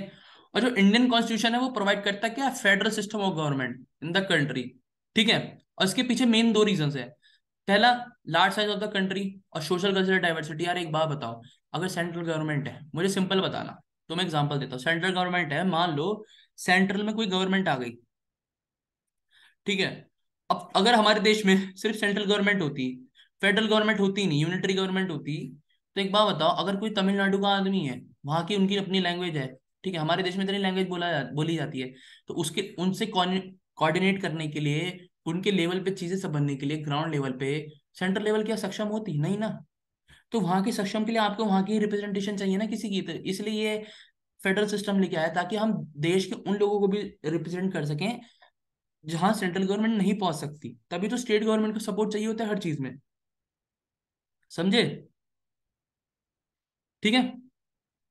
they realize that the federal system not only, देखो लिखा भी है, they realize that the federal system is not only ensure the efficient governance of the country but reconcile the national unity maintain रहती है, regional autonomy maintain रहती है, ठीक है। फिर आता है the term federation has nowhere, याद रखना ये इंपॉर्टेंट पॉइंट है। फेडरेशन वर्ड हमारी कॉन्स्टिट्यूशन में कहीं नहीं लिखा, ठीक है। Article 1 of the constitution describe India को, वो भी क्या डिस्क्राइब करता है, यूनियन ऑफ स्टेट्स, मतलब कई सारी स्टेट का यूनियन, ठीक है। और बी आर अम्बेडकर जी का कहना, एक फ्रेज है जिसमें बोला गया है कि union of state has been preferred federation of state, ठीक है। हमने यूनियन ऑफ स्टेट चूज करा ओवर फेडरेशन ऑफ स्टेट। इसके पीछे 2 रीजन दिए गए बी आर अम्बेडकर जी ने। पहला, क्यों, क्योंकि इंडियन जो फेडरेशन है वो किसी चीज का क्या एग्रीमेंट नहीं है, लाइक जैसे अमेरिकन स्टेट्स है, अमेरिकन फेडरेशन है। दूसरा, the state have no right to seat, मतलब स्टेट्स को राइट्स नहीं है कि वो क्या अलग हो जाए देश से। तो हमारी the federation is union because indestructible, indestructible है, समझे।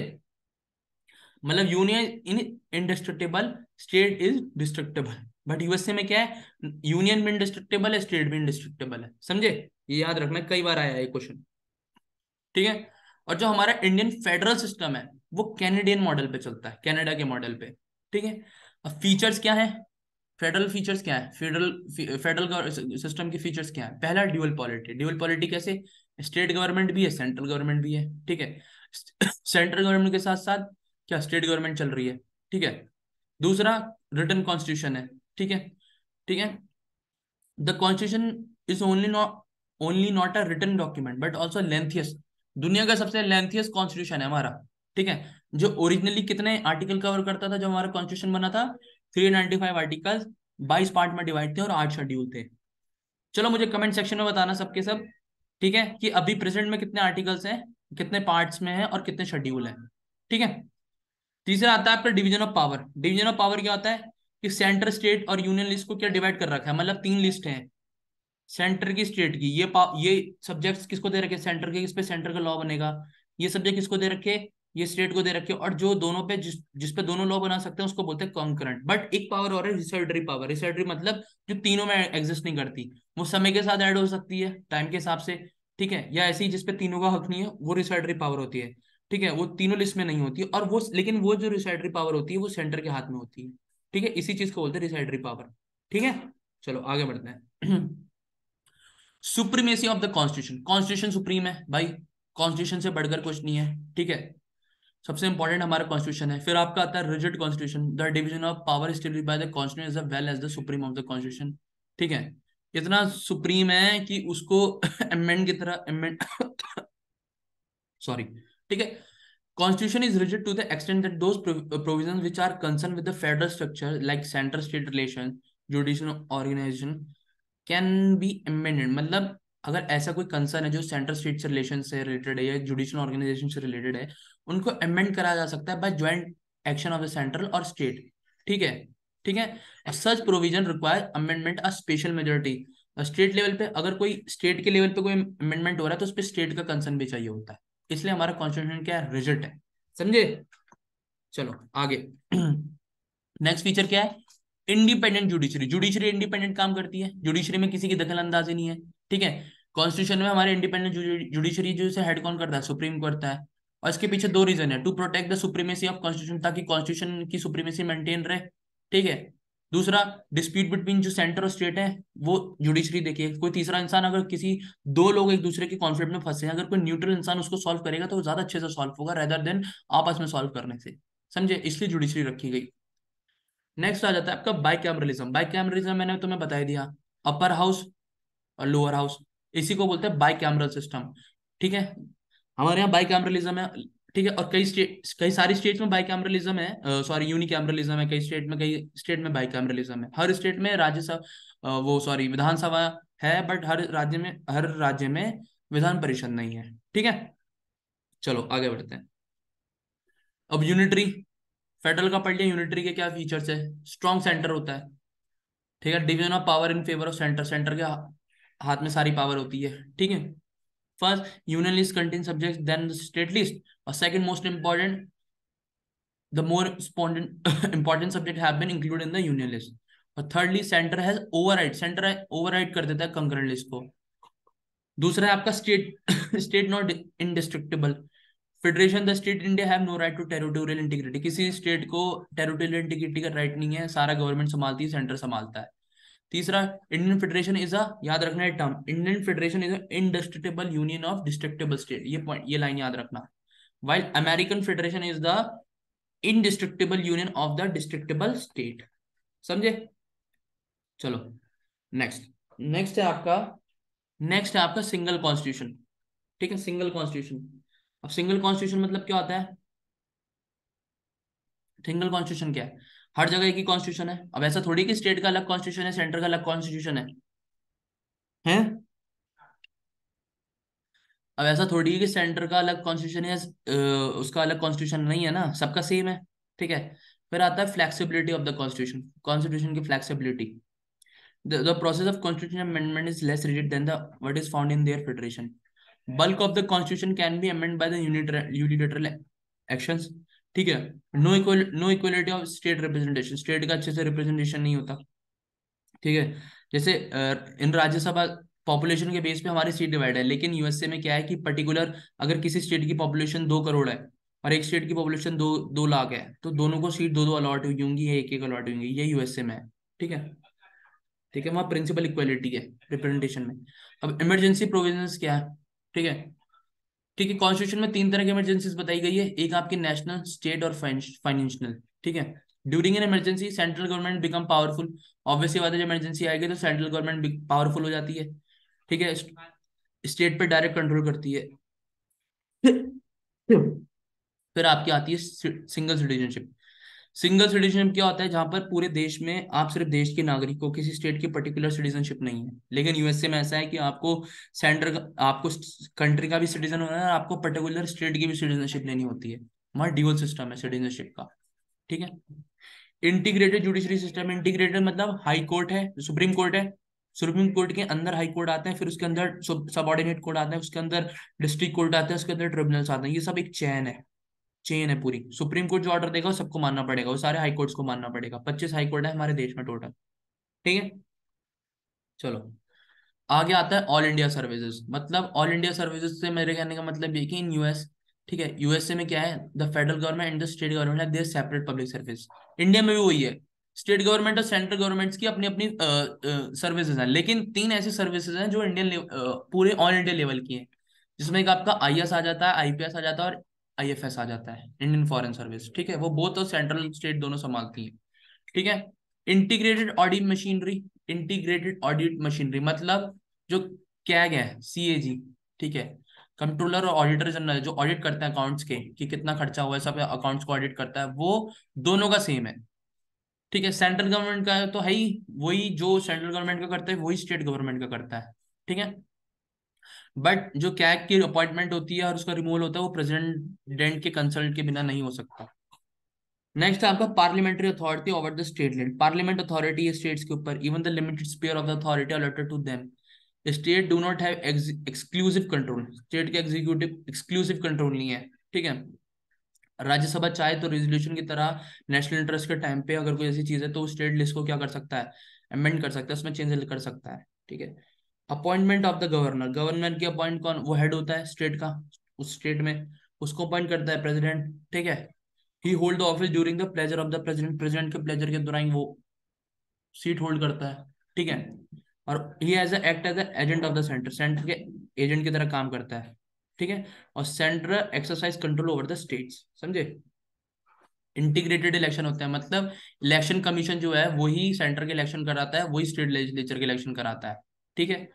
Veto power over state bills, ठीक है, वेटो पावर है, वेटो पावर है स्टेट बिल्स के ऊपर, मतलब गवर्नर अब क्या कर सकता है अगर कोई कहीं बिल पास हुआ है स्टेट की संसद उसमें, परिषद में, विधानसभा में, तो गवर्नर क्या कर सकता है उस बिल को होल्ड कर सकता है, ठीक है, प्रेसिडेंट के कंसिडरेशन के लिए। और प्रेसिडेंट चाहे तो उस स्टेट के बिल को क्या कर सकता है, या तो एसेंट दे दे, ठीक है, या तो चाहे उसको रोक सकता है, विद होल्ड कर सकता है, ठीक है। और वो रख सकता है, ठीक है। एब्सोल्यूट वीटो एंजॉय करता है, सस्पेंसिव वीटो एंजॉय नहीं करता president in case of state, ठीक है। नेक्स्ट टॉपिक आ रहा है आपका centre state relations, very important topic, very very important topic, ठीक है। चलो आगे बढ़ते हैं, ठीक है। सेंटर स्टेट, ठीक है। चलो, the constitution of India being federal structure, जो हमारा कॉन्स्टिट्यूशन है ये तो पता है कि वो फेडरल है स्ट्रक्चर, एंड सारी पावर लेजिस्लेटिव एग्जीक्यूटिव फाइनेंशियल आपस में सेंटर और स्टेट ने डिवाइड कर रखी है। सेंटर और स्टेट के रिलेशन की बात कर रहे हैं हम, सेंटर और स्टेट का आपस में रिलेशन कैसा है। तीनों पावर डिवाइड हैं लेजिस्लेटिव लेवल पे, फाइनेंशियल लेवल पे, एडमिनिस्ट्रेटिव लेवल पे, ठीक है। एक एक करके तीनों पावर को पढ़ेंगे। सबसे पहले आती है आपकी लेजिस्लेटिव पावर, लेजिस्लेटिव रिलेशंस। जो आर्टिकल 245 से 255 तक आता है, पार्ट किसमें, पार्ट 11 ऑफ द कॉन्स्टिट्यूशन में, ठीक है।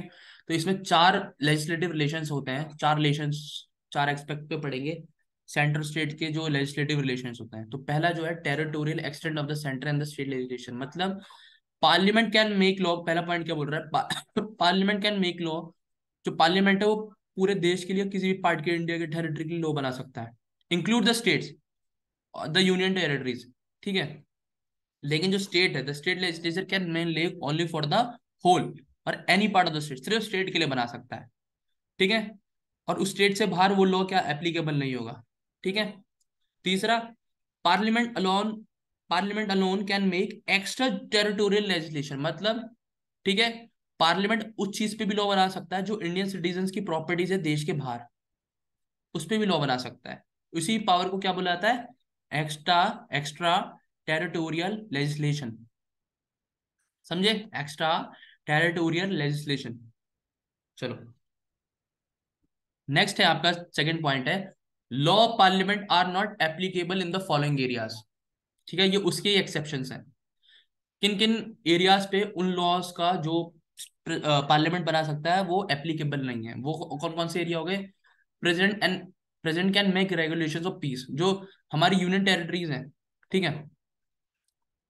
जो हमारी 5 यूनियन टेरिटरीज हैं, यूनियन टेरिटरीज तो ज्यादा है बट लेकिन जो 5 है, अंडमान निकोबार, लक्षद्वीप, दादर नागर हवेली, दमन दीव और लद्दाख, ये प्रेसिडेंट के अंदर आती है, ठीक है। President regulations as made has the same force as effect and act of parliament, जो प्रेसिडेंट करेगा वही सेम पावर पार्लियामेंट की है, मतलब प्रेसिडेंट करेगा इनके लिए करता धरता प्रेसिडेंट होता है इन पांचों यूनियन टेरिटरीज का, तो उसकी सेम पावर इतनी है जो पार्लियामेंट बनाता लॉ, ठीक है। Governor is empowered to direct that an act of parliament does not apply to schedule area, जो उस स्टेट के शेड्यूल एरियाज है, ठीक है, उस एरिया पे वो पार्लियामेंट के लॉ अप्लाई नहीं होती स्टेट के, उसको गवर्नमेंट देखता है, ठीक है। और जो गवर्नर ऑफ असम है ठीक है, ही में likewise direct that act of parliament does not apply, उनके जो ट्राइबल एरियाज हैं, ऑटोनोमस डिस्ट्रिक्ट्स हैं, वहां ये चीजें अप्लाई नहीं होती, ठीक है। और सेम पावर प्रेसिडेंट का एंजॉय करता है कौन से ट्राइबल एरियाज की जो है, त्रिपुरा और मेघालय और मिजोरम के जो एरियाज हैं वहां पर भी सेम चीज अप्लाई होती है, समझे, ये एक्सेप्शन है उसके।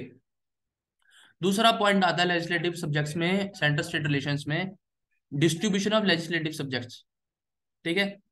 डिस्ट्रीब्यूशन ऑफ लेजिस्लेटिव सब्जेक्ट, तो पहला उसमें क्या होता है कि किस किस लेवल पे चीजें डिवाइड है, ठीक है। एक होती है आपकी यूनियन लिस्ट, एक होती है आपकी स्टेट लिस्ट, एक होती है आपकी कंकरेंट लिस्ट, जो किसके अंदर आती है, 7th schedule of the constitution, ठीक है। तो इसमें बोला गया कि पार्लियामेंट पे एक्सक्लूसिव पावर है कि वो यूनियन लिस्ट पे, क्या यूनियन लिस्ट के अंदर जो भी चीजें आती है उस पर अपने लॉ बना सकता है। उसके अंदर 98 सब्जेक्ट है, जिसमें से ओरिजिनली उसमें 971 थे, बट अब 98 है, जिसमें उसके अंदर डिफेंस आ गई, बैंकिंग आ गई, फॉरेन अफेयर्स, करेंसी। याद रखना किसके अंदर कौन सा आता है, कई बार आ जाता है क्वेश्चन, ठीक है। इंश्योरेंस हो गया, कम्युनिकेशन हो गया, इंटरस्टेट ट्रेड हो गया, कॉमर्स हो गया, ये सब उसके अंदर आता है, ठीक है।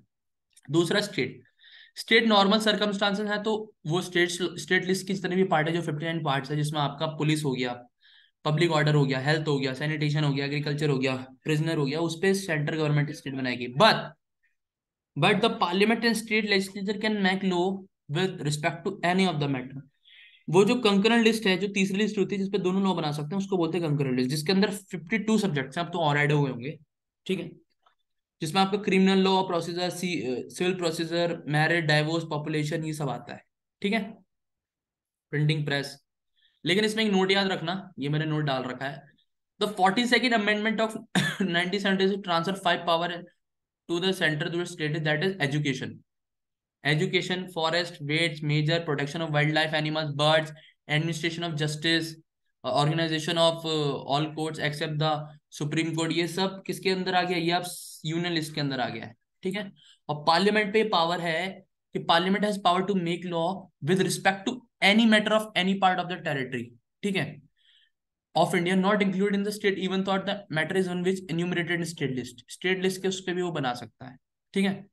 2001 में अमेंडमेंट 2016 2001 101 अमेंडमेंट 2016 के तहत एक स्पेशल प्रोविजन लाया गया है जीएसटी का, जिसपे दोनों पार्लियामेंट और स्टेट लेजिस्लेचर लॉ बना सकते हैं, ताकि जो टैक्स है वो इजीली क्या कमन्स हो सके, इजीली काम कर सके, ठीक है।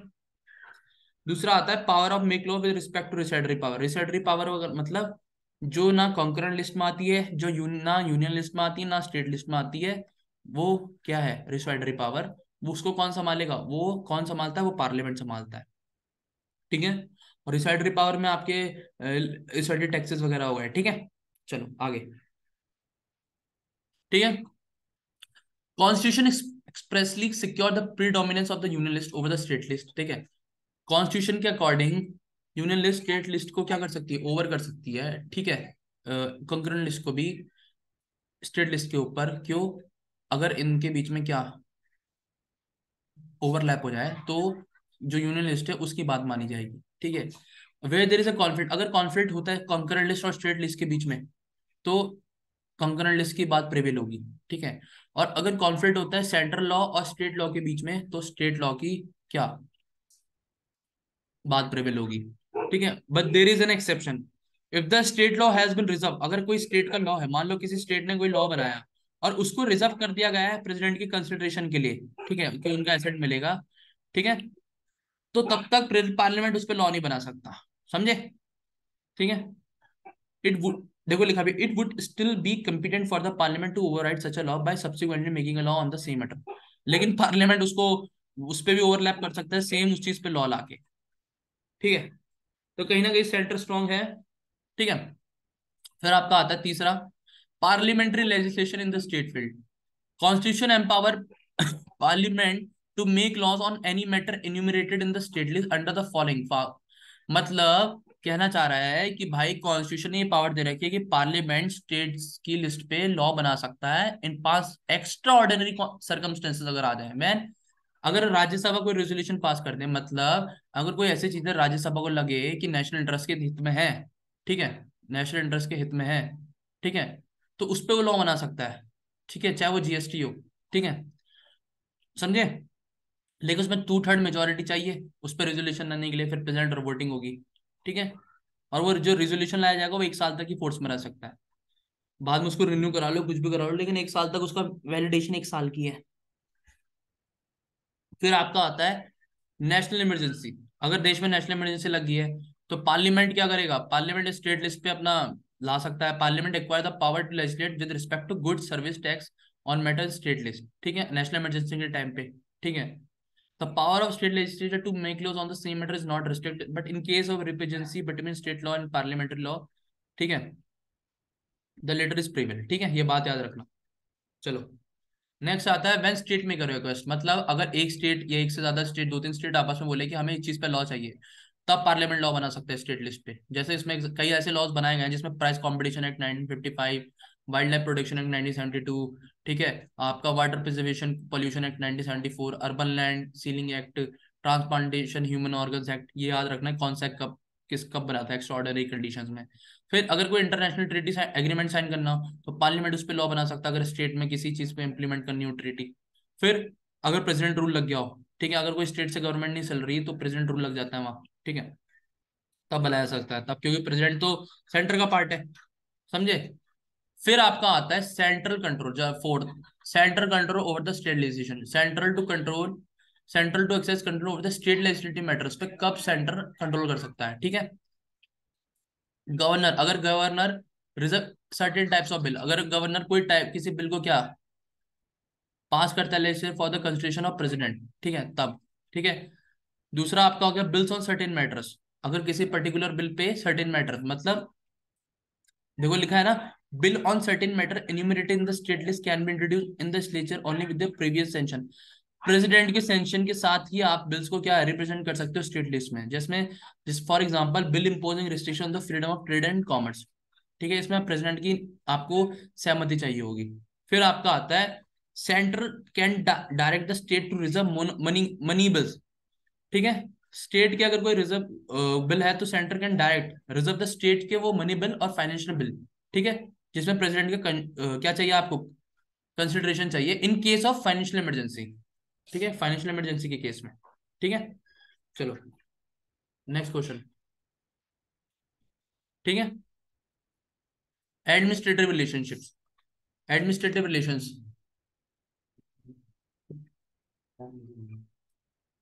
ठीक है, एडमिनिस्ट्रेटिव रिलेशंस, ठीक है, एडमिनिस्ट्रेटिव रिलेशंस में क्या आता है, एडमिनिस्ट्रेटिव रिलेशंस में आपका आता है जो दूसरा पॉइंट है वो आता है आपका आर्टिकल 256 से 263, जो पार्ट 11 के अंदर आते हैं कॉन्स्टिट्यूशन के, ठीक है, ठीक है। Distribution of executive powers, distribution of distribution of executive power, ठीक है, ठीक है, distribution of executive power, the executive power क्या होता है, देखो इसमें मैं बताता हूँ, बहुत ध्यान से सुनना। जो डिस्ट्रीब्यूशन है एग्जीक्यूटिव पावर का, एग्जीक्यूटिव पावर जो है डिवाइडेड है सेंट्रल स्टेट्स में, ठीक है,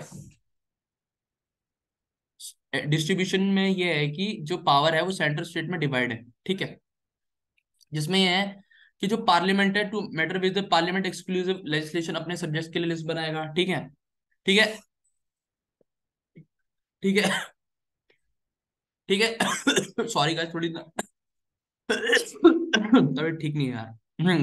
हो जाएगी लेकिन जल्दी, ठीक है। दूसरा, exercise of rights authority jurisdiction confirmed by any treaty, अगर कोई एग्रीमेंट है, ठीक है, उससे रिलेटेड कुछ हो स्टेट में, वो वो स्टेट लिस्ट के अंदर आ जाएगा। फिर आपका था obligation of state and the centre, the constitution है place two restriction on the executive power of the state, states की जो एग्जीक्यूटिव पावर है उस पर दो रिस्ट्रिक्शंस हैं, कैसे, पहला तो ये कि the executive power of every state is exercised in such a way to ensure compliance with the law made by the parliament, मतलब कोई स्टेट लॉ, जो स्टेट का अगर कोई लॉ ला रही है स्टेट गवर्नमेंट, तो वो ऐसा लॉ लेके आए जिस जो पहले से मतलब पार्लियामेंट या किसी इसी चीज को क्या करे, हार्म ना करे, एंश्योरिटी रखे इस चीज की, ठीक है, इंश्योरिटी रखे कि चीजें कैसे चल रही हैं। अगर वो ऐसी कोई चीज आ रही है जो पार्लियामेंट मतलब जो देश में हो ही नहीं सकती, जो पार्लियामेंट उस पर कानून बना नहीं सकता, तो वो चीज नहीं चलेगी ना, ठीक है।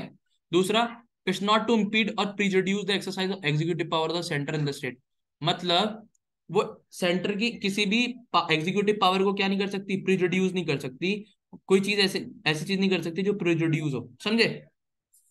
चलो आगे, central direction to the state, central direction the construction maintenance of the means of communication, मतलब सेंट्रल डायरेक्शन दे सकती है स्टेट को कि भाई हमारी जो मिलिट्री इंपॉर्टेंस होगी, नेशनल इंपॉर्टेंट चीजें होगी, उनमें हमारी हेल्प करो, ठीक है, हमारी रेलवे को प्रोटेक्शन दो, जो रेलवे लाइंस होती हैं वो तो सेंटर के अंदर ही आता है ना, education facilities, mother tongue, prime ministry of education, ये भी सेंटर के अंदर आता है बट स्टेट को डायरेक्ट करती है, ठीक है। और execution of specific schemes, central government funded schemes आती है ना, और शेड्यूल ट्राइब्स के लिए स्कीम्स आती हैं, ठीक है। फिर आता है आपका mutual delegation of function, mutual delegation, ठीक है। म्यूचुअली एक अंडरस्टैंडिंग होती है, ठीक है। कॉन्स्टिट्यूशन मतलब constitution provide inter government delegation of executive function in order to mitigate, ताकि रिजिडिटी और डेडलॉक का क्या चीजें ना हो। तो एक म्यूचुअल ऑब्लिगेशन होता है, डेलीगेशन होता है कि द प्रेसिडेंट में कई चीजें ऐसी होती है कि प्रेसिडेंट जो होता है कंसर्न कर सकता है स्टेट गवर्नमेंट से उस चीज से रिलेटेड, ठीक है। एग्जीक्यूटिव फंक्शन हो कोई सेंटर का, तो उससे वो स्टेट से भी पूछ सकता है प्रेसिडेंट, लेकिन वो तो सेंटर का पार्ट है। और गवर्नर जो है वो सेम सेंट्रल गवर्नमेंट से पूछ सकता है उस स्टेट के एग्जीक्यूटिव फंक्शन के लिए। तो ये एक क्या हो गया, म्यूचुअल डेलीगेशन हो गया, समझे, म्यूचुअल डेलीगेशन हो गया। फिर आता है आपका cooperation, cooperation between centre and state, कैसे कॉपरेट करते हैं एक दूसरे के साथ, ठीक है। Parliament can provide for the adjudication, मतलब जजमेंट ऑफ एनी डिस्प्यूट, ठीक है। पार्लियामेंट किसी भी चीज पर डिस्प्यूट कंप्लेंट हो किसी भी चीज से रिलेटेड, ठीक है, जैसे water of any interested river, उस पर पार्लियामेंट, अगर किसी स्टेट्स के, दो स्टेट्स के बीच में वाटर डिस्प्यूट हो तो उसको सॉल्व कौन कर सकता है, पार्लियामेंट कर सकता है, सेंटर कर सकता है, ठीक है। प्रेसिडेंट ने आर्टिकल 263 के तहत इंटर स्टेट काउंसिल बनाए रखी है ताकि इन्वेस्ट कर सकें, इन्वेस्टिगेट कर सकें, ठीक है, दोनों सेंट्रल स्टेट के इंटरेस्ट को देख सकें, ठीक है, ताकि अगर कोई प्रॉब्लम होती है। और कौन सी ईयर में सेटअप हुई थी, 1990 में, ठीक है। Full faith and credit to given throughout the territory of India to the public act, मतलब कोई भी अगर एक्ट लाता है कोई स्टेट, ठीक है, तो उसको पूरे देश में, या कोई रिकॉर्ड है कोई जुडिशियल प्रोसीडिंग है तो उसको पूरे देश में क्या सम्मान, रिस्पेक्ट मिलेगी, हर कोई उसकी सम्मान करेगा, और हर चीज को उसको देखना पड़ेगा, कोई उस एक्ट की, उस रिकॉर्डिंग की, या जुडिशियल पर्टिकुलर हाई कोर्ट की जुडिशियल प्रोसीडिंग की कोई डिस्पेक्ट नहीं कर सकता, ठीक है, उसकी भी मान्यता है, ठीक है। फिर आता है parliament can appoint any appropriate authority carry out the purpose of constitutional provisions to the interstate freedom of trade. Parliament appoint कर सकता है किसी भी अथॉरिटी को, ट्रेड फ्री हो, अच्छे से काम करे, इस तरीके के लिए। फिर आपका इसमें ऑल इंडिया सर्विस आ जाता है, ठीक है, कि जो सेंटर है एंड द स्टेट है उनकी सेपरेट पब्लिक सर्विस तो होती है, लेकिन एक ऑल इंडिया सर्विस होती है जिसमें आपका आईएएस, आईपीएस और आईएफएस आता है। तो member of these service occupied top position, ठीक है, ठीक है। Both centre state have serve them by turns, but they are recruited and trained by the centre. फिर आता है आपका these services are controlled and jointly by the centre and the states, ठीक है। इनको कंट्रोल करा जाता है, ठीक है, सेंटर और स्टेट्स के द्वारा, ठीक है। चलो आगे। और इसमें एक चीज याद रखना, अल्टीमेट कंट्रोल तो ऑल इंडिया सर्विसेज में किसका होता है, सेंट्रल गवर्नमेंट का, बट इमीडिएट कंट्रोल तो स्टेट गवर्नमेंट का होता है, ठीक है। फिर आता है आपका पीएससी, मतलब पब्लिक सर्विस कमीशन, मतलब स्टेट्स के। तो चेयरमैन और मेंबर हो गए स्टेट पब्लिक सर्विस कमीशन के, उनको वो गवर्नर के द्वारा अपॉइंट करे जाते हैं, बट उनको रिमूव प्रेसिडेंट ही करेगा, ठीक है। दूसरा point, parliament can establish, parliament चाहे तो ज्वाइंट पब्लिक सर्विस कमीशन बना सकता है, ठीक है, किसी दो स्टेट्स के रिक्वेस्ट पे, ठीक है। फिर आता है आपका यूपीएससी, यूपीएससी क्या, और यूपीएससी चाहे तो किसी स्टेट का क्या नीड को सर्व कर सकता है एज अ कमीशन, ठीक है, अगर गवर्नर उस स्टेट का क्या रिक्वेस्ट करे और प्रेसिडेंट के अप्रूवल मिल जाए तो। और यूपीएससी ही असिस्ट कर सकता है, हेल्प कर सकता है दो या दो से ज्यादा स्टेट्स की, उनकी स्कीम्स और उनके क्वेश्चन पेपर या उनके रिक्रूटमेंट के प्रोसेस को क्या करने में, रिक्रूट करने में, सर्विसेज को ऑपरेट करने में, समझे। चलो आगे। फिर आता है आपका इंटीग्रेटेड जुडिशियल सिस्टम। अब इंटीग्रेटेड जुडिशियल मतलब सिस्टम मतलब क्या होता है, ये हमारा सुप्रीम कोर्ट है, ये हमारा हाई कोर्ट है, ठीक है, ठीक है। ये हमारा सुप्रीम कोर्ट हो गया, हाई कोर्ट हो गया, डिस्ट्रिक्ट कोर्ट हो गया, सबऑर्डिनेट कोर्ट हो गया, ठीक है। इसमें क्या होता है, ये पूरे देश में एक ही तरीके से फंक्शन करता है, अगर सुप्रीम कोर्ट का कोई ऑर्डर है तो उसे सब मानेगा, ठीक है। और सेम तो जज होते हैं हाई कोर्ट के, उनको अपॉइंट कौन करता है, प्रेसिडेंट करता है, जब चीफ जस्टिस ऑफ इंडिया के कंसल्टेशन पे या उस गवर्नर के कंसल्टेशन पे, ठीक है। और इन दोनों को ट्रांसफर और रिमूव कौन करता है, प्रेसिडेंट करता है इनको, ठीक है। और पार्लियामेंट क्या है, कॉमन हाई कोर्ट बना सकता है दो स्टेट के लिए, जिसमें महाराष्ट्र का, महाराष्ट्र, गोवा, पंजाब और हरियाणा दोनों का अपना हाई कोर्ट है, और गोवा और महाराष्ट्र का एक हाई कोर्ट है, इन दोनों का एक हाई कोर्ट है, ठीक है। तो ये इंटीग्रेटेड है, इंटीग्रेटेड है साथ में, समझे, इसका मतलब ये है। फिर आता है आपके इमरजेंसी के टाइम पे क्या रिलेशन होता है, ठीक है। अगर नेशनल इमरजेंसी लगी है जो आर्टिकल 352 के अंदर आती है, ठीक है, तो जो एग्जीक्यूटिव कंट्रोल हो जाता है पूरा डायरेक्शन का स्टेट का, वो पूरा सेंट्रल गवर्नमेंट के अंदर आ जाता है, ठीक है। और जब प्रेसिडेंट रूल होता है स्टेट में, वो जो 356 के अंदर आता है, ठीक है, the president can assume himself the function, तो प्रेसिडेंट क्या है, उस स्टेट गवर्नमेंट को क्या चलाएगा, ठीक है। तो गवर्नर गवर्नर उसके बिहाफ में ही होता है, गवर्नर ही प्रेसिडेंट ही तो अपॉइंट करता है गवर्नर को, तो गवर्नर चलाता है फिर स्टेट, गवर्नर प्रेसिडेंट के बिहाफ में, और ड्यूरिंग अ फाइनेंशियल इमरजेंसी, अगर देश में फाइनेंशियल इमरजेंसी लगी है, फाइनेंशियल क्राइसिस आया है, जो आर्टिकल 360 के अंदर आता है, तो centre can direct the state to observe of financial property and give their necessary direction including the reduction of salaries. ठीक है, तो सेंटर डायरेक्शन दे सकती है स्टेट को कि भाई आप इस तरीके से अपने फाइनेंस को खर्च करो, क्योंकि देश में फाइनेंशियल इमरजेंसी लगी है, चाहे आपको सैलरी भी कम करनी पड़े अपने गवर्नमेंट स्टेट गवर्नमेंट के सर्वेंट्स की। अदर प्रोविजंस क्या है, ये याद रखना। ठीक है, सेंट्रल कैसे कंट्रोल कर सकती है स्टेट एडमिनिस्ट्रेशन को, इसमें आता है आपका आर्टिकल 355, याद रखना। दो ड्यूटीज है सेंटर की, इम्पोज कर सकता है सेंटर स्टेट पे। पहली, to protect every state against external aggression, मतलब हर स्टेट को क्या सपोर्ट करना है सेंटर को एक्सटर्नल एग्रेशन या इंटरनल डिस्टर्बेंस के टाइम पे। और इंश्योर करना है कि government of every state carry on the according to the provisions of the constitution, constitution के प्रोविजंस के तहत चल रही हो पूरी स्टेट गवर्नमेंट। ठीक है, दूसरा पॉइंट इसी में आ जाता है कि governor of a state is appointed by the president, जो प्रेसिडेंट होता है गवर्नर का, उसे अपॉइंट कौन करेगा, प्रेसिडेंट करेगा। और वो ऑफिस प्रेसिडेंट के प्लेजर के दौरान ही होल्ड करेगा। ठीक है, in addition to the constitution head of the state, the governor act as the agent of the centre in the state, constitution head of the state. तो जो गवर्नमेंट होता है वो एक्ट एजेंट की तरह एक्ट करता है सेंटर का स्टेट में। ठीक है, और वो अपनी पीरियड पीरियड हर साल जो पीरियड और रिपोर्ट होती है वो सेंटर को भेजता है कि कैसे एडमिनिस्ट्रेशन काम कर रहा है वहां का, तभी तो गवर्नर रखा जाता है। और कई बार सीएम और गवर्नर की बनती नहीं आपस में इसी चीज की वजह से। और जो स्टेट इलेक्शन कमिश्नर होते हैं उनको भी अपॉइंट कौन करता है, गवर्नर करता है, बट उसको रिमूव कौन कर सकता है, सिर्फ प्रेसिडेंट कर सकता है, याद रखना ये बात। ठीक है, चलो। फिर आता है आपका फाइनेंशियल रिलेशंस। फाइनेंशियल रिलेशन कैसे होते हैं, जो आपका आर्टिकल 268 से 293 के अंदर आता है, पार्ट 12 में आता है। ठीक है, वो दोनों पार्ट 11 में आता है, बट ये पार्ट 12 में आता है। Allocation of tax, taxing power, allow tax power कैसे एलोकेट होती है, ठीक है, कैसे सेंट्रल स्टेट में डिवाइड है। तो पार्लियामेंट है exclusive power to leave tax on subject.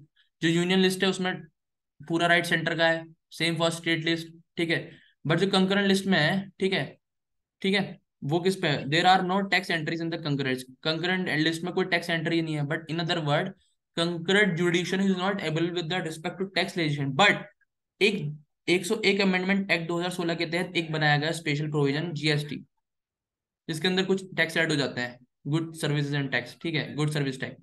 ठीक है, तो वो आ जाता है, उस पर दोनों बना सकते हैं लोग। और जो रिसोर्टरी पावर है टैक्सेशन की, वो पार्लियामेंट के हाथ में है। ठीक है, जिसमें आपका gift tax, wealth tax, expenditure tax आ जाता है। ठीक है, चलो आगे। अब डिस्ट्रीब्यूशन कैसे होता है टैक्स का, दो है। एक आर्टिकल, एक अमेंडमेंट 80th अमेंडमेंट ऑफ 2000 है, और एक 101 अमेंडमेंट ऑफ 2016 है। ठीक है, have introduce major changes scheme of distribution the tax revenues between centre and state. पहला, 80th amendment was enacted to give effect the recommendation of the 10th।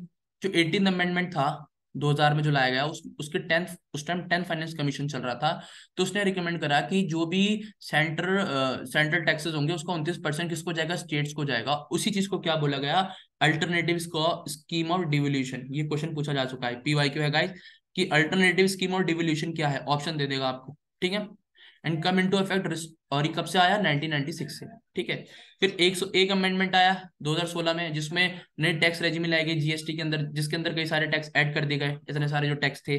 ठीक है, और उसमें बोला गया कि concurrent taxing power upon the parliament and the state legislature, दोनों बना सकते हैं उसमें लोग। ठीक है, ताकि transaction of supply good service are बहुत अच्छे से हो सके। ठीक है, GST replace the number of, देखो ये लिखा है, जीएसटी ने कई सारे इनडायरेक्ट टैक्स को रिप्लेस करा। ठीक है, जी यूनियन और स्टेट के द्वारा लगाए जाते थे। ठीक है, चलो आगे। अब ये टैक्स, ये आर्टिकल्स याद कर लेना, इसलिए डालना क्योंकि इंपॉर्टेंट है। आर्टिकल 226, 268, कई बार बेस सिंपल ही पूछ लेता है कि आर्टिकल क्या है, तो तुम्हें याद ही करने पड़ेंगे गाइस। ठीक है, तो जैसे टैक्स स्लिप है जो सेंटर के द्वारा लगाया जाता है, but collect and appropriate states के द्वारा करा जाता है, वो आर्टिकल 268 है। Tax leave and collect bye the centre, but assign करा जाता है स्टेट्स को, वो 269 में आता है। बट जो कलेक्शन ऑफ जीएसटी है, ठीक है, लीव और इंटरस्टेट ट्रेड है कॉमर्स का, वो 269 ए के अंदर आता है। Tax leave live and collect bye the centre, but distribute करा जाता है आपस में दोनों में, वो 270 के अंदर आता है। ये क्वेश्चन आ रखा है, ये आ रखा है, ये पीवाईक्यू है। ठीक है, ये आर्टिकल आया है। सरचार्ज ऑन सर्टेन टैक्स पे जो चार्ज लगाया जाता है, ठीक है, ड्यूटीज लगाई जाती है, वो आर्टिकल 271 के अंदर आता है। और टैक्स लाइव एंड कलेक्ट जो रिटेन करे जाते हैं स्टेट्स के द्वारा, ठीक है, वो भी उसी के अंदर आता है। हाँ, ये भी इसी के अंदर आते हैं, मैं सुना आर्टिकल कहाँ गया, ये 271 के अंदर आता है। ठीक है, अब डिस्ट्रीब्यूशन नॉन टैक्स का, सेंटर है the recipient of from following major sources. Non tax revenues क्या क्या है सेंटर्स के, ठीक है, पोस्ट हो गया, टेलीग्राम हो गया, रेलवे हो गया, बैंकिंग हो गया, ब्रॉडकास्टिंग हो गया जो नेशनल टीवी गवर्नमेंट चैनल्स हैं, फाइनेंस हो गया, करेंसी हो गया, सेंट्रल पब्लिक सेक्टर्स हो गए, ठीक है, इंस्टीट्यूट हो गया, अदर, ठीक है। और स्टेट्स के क्या क्या है, फॉरेस्ट हो गया, फिशरीज हो गया, स्टेट पब्लिक सेंटर हो गए, ठीक है, ये सब चीजें, ठीक है। फिर ग्रांट दी जाती है स्टेट्स को हेल्प के टाइम पे। दो तरह की ग्रांट्स होती हैं, स्टैट्यूटरी ग्रांट होती है, डिस्क्रिशनरी ग्रांट होती है। स्टैट्यूटरी ग्रांट्स आती है 275 आर्टिकल के अंदर, याद रखना, ये आ रखा है क्वेश्चन कई बार है, PYQ है ये, ठीक है। Empower the parliament to make a grant to state which are need, मतलब जब किसी स्टेट को फाइनेंशियल असिस्टेंस चाहिए, मान लो किसी स्टेट में बाढ़ आ गई, ठीक है, फ्लड आ गया, तो उसी चीज को, उस चीज के लिए कि उसको फिर फाइनेंशियल असिस्टेंस देनी पड़ेगी, ठीक है, ठीक है। और ये किससे दी जाती है, चार्ज करी जाती है कंसोलिडेटेड फंड ऑफ इंडिया हर साल, उससे उससे सम दिया जाता है इससे।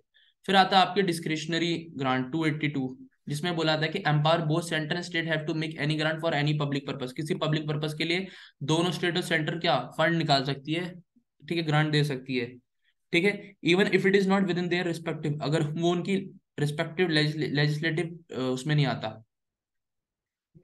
समझे, लेजिस्लेटिव कॉम्पिटेंस में नहीं आता तब भी, ठीक है, याद रखना। फिर आता आपका GST, ये मैंने पूरा इसलिए डाला क्योंकि इंपॉर्टेंट टॉपिक हो गया भाई, अक्सर पूछ लेता है ये तुम्हारी इकोनॉमी में भी हेल्प कर देगा, तुम्हारी पॉलिटी में तो कर ही रहा है, ठीक है। GST क्या है, स्मूथ एंड एफिशिएंट एडमिनिस्ट्रेशन, अच्छे से काम करे, कोऑर्डिनेटर कोऑपरेट करे एक दूसरे से, सेंटर स्टेट, इसलिए GST बनाया गया। 101 अमेंडमेंट 2016 के तहत इसको ऐड करा गया GST काउंसिल, और इसको ये ऐड करा गया आर्टिकल 279 में अमेंड करा गया, तो आर्टिकल 217A, जो A लगता है B लगता है वो अमेंड है, ठीक है, याद रखना। तो अमेंड करा गया किसी आर्टिकल को, 279 को, ठीक है, कि एम्पावर करता है प्रेसिडेंट, पैवन एम्पावर करता है कि वे काउंसिल बनाए बाय ऑर्डर, जिसमें ज्वाइंट फोरम होगा स्टेट और सेंटर का। इसकी रिकमेंडेशन क्या है, क्या क्या रिक्वायरमेंट्स है, taxes surcharge leave bye the centre state local body that would get merge, GST में मिल गया सब, ठीक है। GST सर्विस दैट में भी subjected to GST and exempted from GST, ठीक है, जो, ठीक है। मॉडल GST लोन है, लाइव के लीव के अपॉर्चमेंट ऑफ GST, ये सारी चीजें। थ्रेशोल्ड लिमिट ऑफ टर्नओवर, इनको याद कर लेना अच्छे से वर्ड्स को। रेट्स इंक्लूडिंग फ्लोर रेट जो भी हो गए, bands of GST and special rate for specific period to raise additional, ठीक है, अगर कोई रेट बढ़ रहा है तो उस चीज को देखते हुए, कोई क्लाइमेटिक डिजास्टर आ जाता है उस चीज को देखते हुए, सारी ये सब GST के अंदर ऐड करा गया है, समझे, ठीक है।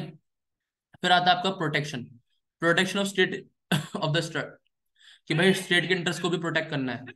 To protect the interest of state in the financial matter, the constitution laid down that the following bills can be introduce in parliament only, ताकि स्टेट्स के को प्रोटेक्ट करा जा सके। तो फाइनेंशियल बिल्स कुछ है जो पार्लियामेंट में ही इंट्रोड्यूस करे जाएंगे with the recommendation of president, जिसमें से आपका आता है बिल विच इम्पोज, अगर कोई ऐसा बिल है जो इम्पोज कर रहा है vary on any tax duty in which state are interested, ठीक है। A bill which vary in the meaning of expression, agriculture income से रिलेटेड है, ठीक है, वो भी, ठीक है। A bill which affect the principle on which money are or may be distributable to state, जो स्टेट्स को डिस्ट्रीब्यूट मनी होगी। A bill which impose surcharge on specific tax or duty for the purpose of the centre, ठीक है। फिर आता है आपका borrowing, borrowing by the centre and the state, central government can borrow either within India or outside upon the security of the constitute fund of India, or can be give guarantee both both within the limit fixed by the parliament. So far no such law has been enacted by the parliament. State government can borrow मतलब क्या होता है, लेना, ठीक है। The central government can borrow, central government borrow कर सकती है इंडिया या इंडिया इंडिया के बाहर सिक्योरिटी किसकी, कंसोलिडेशन फंड ऑफ इंडिया की, ठीक है, ठीक है। Same for the state, but वो इंडिया में ही कर सकती है, ठीक है। और central government can make law, central government law बना सकती है किसी भी पर्टिकुलर जगह में, उस any any loan, central government can make loans to any state, किसी भी लोग को लोन दे सकती है किसी भी स्टेट को, ठीक है, ठीक है। फिर आता है आपका state can not raise any loan without the consent of the centre, state but किसी सेंटर के कंसेंट के बिना लोन नहीं ले सकती, ठीक है। फिर आता है आपके इमरजेंसी, इमरजेंसी के टाइम पे क्या इनका इम्पैक्ट पड़ता है, फाइनेंशियल इमरजेंसी, इसका फाइनेंशियल रिलेशंस का। जब नेशनल इमरजेंसी लगती है 252 के तहत, ठीक है, तो प्रेसिडेंट क्या कर सकता है, आइदर रिड्यूस और cancel the transfer of finance, tax और शेयरिंग जो ग्रांटेड है उन सबको कैंसिल या रिड्यूस कर सकता है, भाई देश में क्राइसिस चल रहा है नेशनल इमरजेंसी के टाइम पे। और फाइनेंशियल इमरजेंसी के टाइम पे, ठीक है, सैलरीज और अलाउंस काट सकता है, रिजर्व बिल्स और मनी बिल जितने भी होंगे कंसिडरेशन आएंगे प्रेसिडेंट के लिए स्टेट्स के, ठीक है। अब सेंटर स्टेट रिलेशन से रिलेटेड कुछ एडमिनिस्ट्रेशन रिफॉर्म्स बनाए गए थे, उनको जान लो। अब इससे क्वेश्चन कैसे आता है, इसमें ना तुम्हें ना ईयर वाइज दे देंगे कि सबसे पहले ये, फिर ये, फिर ये, फिर ये, इनको सीक्वेंस वाइज लगाओ कि सबसे पहले कौन सा आया था, फिर कौन सा आया था, फिर कौन सा आया था। इसमें अंदर डेप्थ में जाने की जरूरत नहीं, बस इनके नाम याद रखो अच्छे से। बट ये एडमिनिस्ट्रेटिव रिफॉर्म पहला कौन सा था, उसमें कौन कौन मेंबर थे, ये पूछ लेगा, इसलिए मैंने उसके बारे में थोड़ा लिखा है। सेंट्रल गवर्नमेंट ने अपना पहला एडमिनिस्ट्रेटिव रिफॉर्म, एआरसी बोलते हैं, 19 करा था। किसके अंदर करा था, मोनार्जी देसाई गवर्नमेंट के अंदर। ठीक है, ठीक है। इसमें क्या करा गया था, to examine the various issues of centre state relations, जिसमें आपका किसकी बात हुई, एस्टेब्लिश करा गया था inter council, inter state council. कौन से आर्टिकल के अंदर, 263 के अंदर। और appointment of person having long experience in public life, इसकी बात हो रही है। ठीक है। और delegation of powers to maximum extent to the state, transferring of financial resources, deployment of central arm forces. ठीक है, इस तरह की चीजें लेके आई थी, बट कुछ इंप्लीमेंट नहीं हुआ इसमें से। ठीक है, बस वो इंटर स्टेट काउंसिल बनाया गया था बाद में। ठीक है। फिर आता आपका राज मन्नार, ये तमिलनाडु के थे। ठीक है, इनको इनके तहत एक कमेटी लेके आए, पीवी मन्नार जी जिनका नाम था। ठीक है, ठीक है। उन्होंने अपनी रिपोर्ट सबमिट करी तमिलनाडु गवर्नमेंट को। ठीक है, जिसमें यह था कि टेंडेंसीज ऑफ सेंट्रलाइजेशन जो है उसको कम करा जाए। ठीक है, सेंट्रलाइज की तरफ। फिर आपका एक आनंदपुर साहिब रेजोल्यूशन आता है जो 1973 में लाया था अकाली दल। ठीक है, जिसमें यही रेजोल्यूशन लेके आया था कि demand that the central jurisdiction should be restricted, only defence, foreign affairs, communication, currency. ठीक है, ये सब दिया जाए सेंटर को, रिसर्टरी पावर भी स्टेट को दे दी जाए। ठीक है। फिर आता है आपका सरकारिया, सरकारिया कमीशन 1983। ठीक है, 3 मेंबर का कमीशन था, जिसमें central state chairmanship R S Sarkaria ji के अंदर लाया था, जो रिटायर्ड जज थे सुप्रीम कोर्ट के। उन्होंने रिव्यू करा था एग्जिस्टिंग अरेंजमेंट को, कि उस टाइम जो चीजें थी उस हिसाब से। ठीक है, कैसे काम कर रहा है। ठीक है, तो it was initially give 1 year complete to its work, but it was extend 4 times. ठीक है। फिर आता है आपका पंची कमीशन, सेकंड, इसको ही बोला जाता है second administrative, administrative reform commission. याद रखना कि क्वेश्चन ऐसे पूछ लेगा, क्वेश्चन आ रखा है सेकंड एडमिनिस्ट्रेटिव रिफॉर्म कमीशन का नाम क्या है, ऑप्शन दे देगा 4, तो क्या था, पंची कमीशन। ठीक है, जो सेटअप करा गया था गवर्नमेंट ऑफ इंडिया के द्वारा 2007 में, under the chairmanship of Madan Mohan Punchhi ji, जो फॉर्मर सीजीआई थे इंडिया के, समझे। ठीक है। अब आता है हम इंटर स्टेट रिलेशंस के ऊपर। इंटर स्टेट इंपॉर्टेंट है ये भी। ठीक है, देखो 4 चीजों पे चलता है इंटर स्टेट। एक तो judgement of inter state dispute, कोई वाटर डिस्प्यूट हो गया, कोऑर्डिनेशन इंटर स्टेट काउंसिल हो गया। ठीक है, 263 आर्टिकल याद रखना। 263 आर्टिकल के तहत 1990 में क्या बनाया गया था, इंटर स्टेट काउंसिल बनाया गया था। म्यूचुअल रिकॉग्निशन पब्लिक एक्ट हो गया, freedom of inter state trade और कॉमर्स हो गया। ठीक है, इंटर वाटर डिस्प्यूट अगर कोई होता है तो आर्टिकल 268 के तहत कॉन्स्टिट्यूशन ने ये दे रखा है कि इंटर स्टेट, 2 प्रोविजन बनाए गए हैं कि पार्लियामेंट में law provide for the जुडिक्शन of any dispute. Parliament कोई लॉ बना सकता है, ठीक है, उस डिस्प्यूट से रिलेटेड। ठीक है, डिस्ट्रीब्यूशन एंड कंट्रोल, मान लो महाराष्ट्र और कर्नाटक के बीच में कावेरी रिवर को लेकर लड़ाई हो गई, तो उस पर पार्लियामेंट लॉ बना सकता है। ठीक है, पार्लियामेंट में also provide the neither supreme court nor any other court to exercise jurisdiction respect of any such dispute और कंप्लेंट। ठीक है, पार्लियामेंट ही बोलता है, नाइदर, ना उसमें सुप्रीम कोर्ट ऐड हो सकता है, ना कोई एक्साइज जुडिक्शन, मतलब सिंपल पार्लियामेंट के हाथ में है वो सोल पावर। ठीक है, आपको पार्लियामेंट के पास जाना पड़ेगा। तो मैंने कुछ इंपॉर्टेंट डिस्ट्रीब्यूट्स के बारे में लिखा है, बेसिकली पानी को लेके ही होता है। कृष्णा वाटर डिस्प्यूट्स किस किस के बीच में है, गोदावरी, नर्मदा, कावेरी, महानदी, ये सब याद कर लेना। ये 5 हैं इसलिए हैं ये, क्योंकि क्वेश्चन पूछे जा चुके हैं। क्वेश्चन ऐसे पूछता है कि किस किस स्टेट के बीच में है। ठीक है, तो अगर तुम्हें पता किस किस स्टेट के बीच में, तो ये भी पता होगा वो नदी उसी स्टेट से बहती है। ठीक है। फिर आपका था इंटर स्टेट काउंसिल। यार ये बहुत इंपॉर्टेंट है, ये बहुत बहुत इंपॉर्टेंट है, पता नहीं कितनी बार, लाखों बार ही क्वेश्चन आ चुका है कि इंटर स्टेट काउंसिल कौन से आर्टिकल के तहत बनी है। ठीक है, तो आर्टिकल 263 के तहत बनी है इंटर स्टेट काउंसिल, जो कोऑर्डिनेशन का काम करती है स्टेट और सेंटर के बीच में। और president can establish, president establish करता है इसको। ठीक है, पब्लिक इंटरेस्ट में। ठीक है, ही कौन, president define the nature of duties to perform by the such a council and organise the procedure, समझे। फिर 263 के कुछ स्पेसिफिक ड्यूटीज हैं जो मैंने लिखी हैं, मुझे लगता है इंपॉर्टेंट है, क्योंकि इन चीजों को थोड़ा जानना इंपॉर्टेंट हो जाता है गाइस। ठीक है, तो इसमें क्या है, इंक्वायरी, इंक्वायरी किससे related, inquiring into, advising upon disputes which में अराइज बिटवीन स्टेट्स, स्टेट्स और उनके बीच में कोई प्रॉब्लम होती है, इन्वेस्टिगेट होगी उसके बीच में कॉमन इंटरेस्ट को। फिर रिकमेंडेशन होगा, फिर काउंसिल फंक्शन करेगा। ठीक है, फिर उस चीज को देखते हुए, ठीक है, अगर आप चाहें तो कॉम्प्लीमेंट्री आप सुप्रीम कोर्ट की जुडिक्शन भी ले सकते हो, आर्टिकल 131 के। ठीक है, समझे। फिर इंटरस्टेट एस्टेब्लिशमेंट कैसे हुआ इंटरस्टेट काउंसिल का, सरकारिया कमीशन के तहत बनी थी इंटर स्टेट काउंसिल। 1983 से 88 तक सरकारी कमीशन था। टू उसमें ये निकला कि भाई आप इंटर स्टेट काउंसिल बनाओ, क्योंकि इसे इंप्लीमेंट करा गया, बाकी सबको इंप्लीमेंट नहीं करा गया था। सरकारिया कमीशन के तहत आर्टिकल 263 के तहत इंटर स्टेट काउंसिल बनाई गई, किसके रिकमेंडेशन पे? सरकारिया कमीशन जी के। और उस टाइम कौन सी गवर्नमेंट थी? जनता दल गवर्नमेंट थी, जिसको वीपी सिंह जी हेड कर रहे थे। तो 1990 में आती है। इसके चेयरमैन कौन होता है? कई बार इससे भी क्वेश्चन आ जाता है। इसका चेयरमैन होता है प्राइम मिनिस्टर।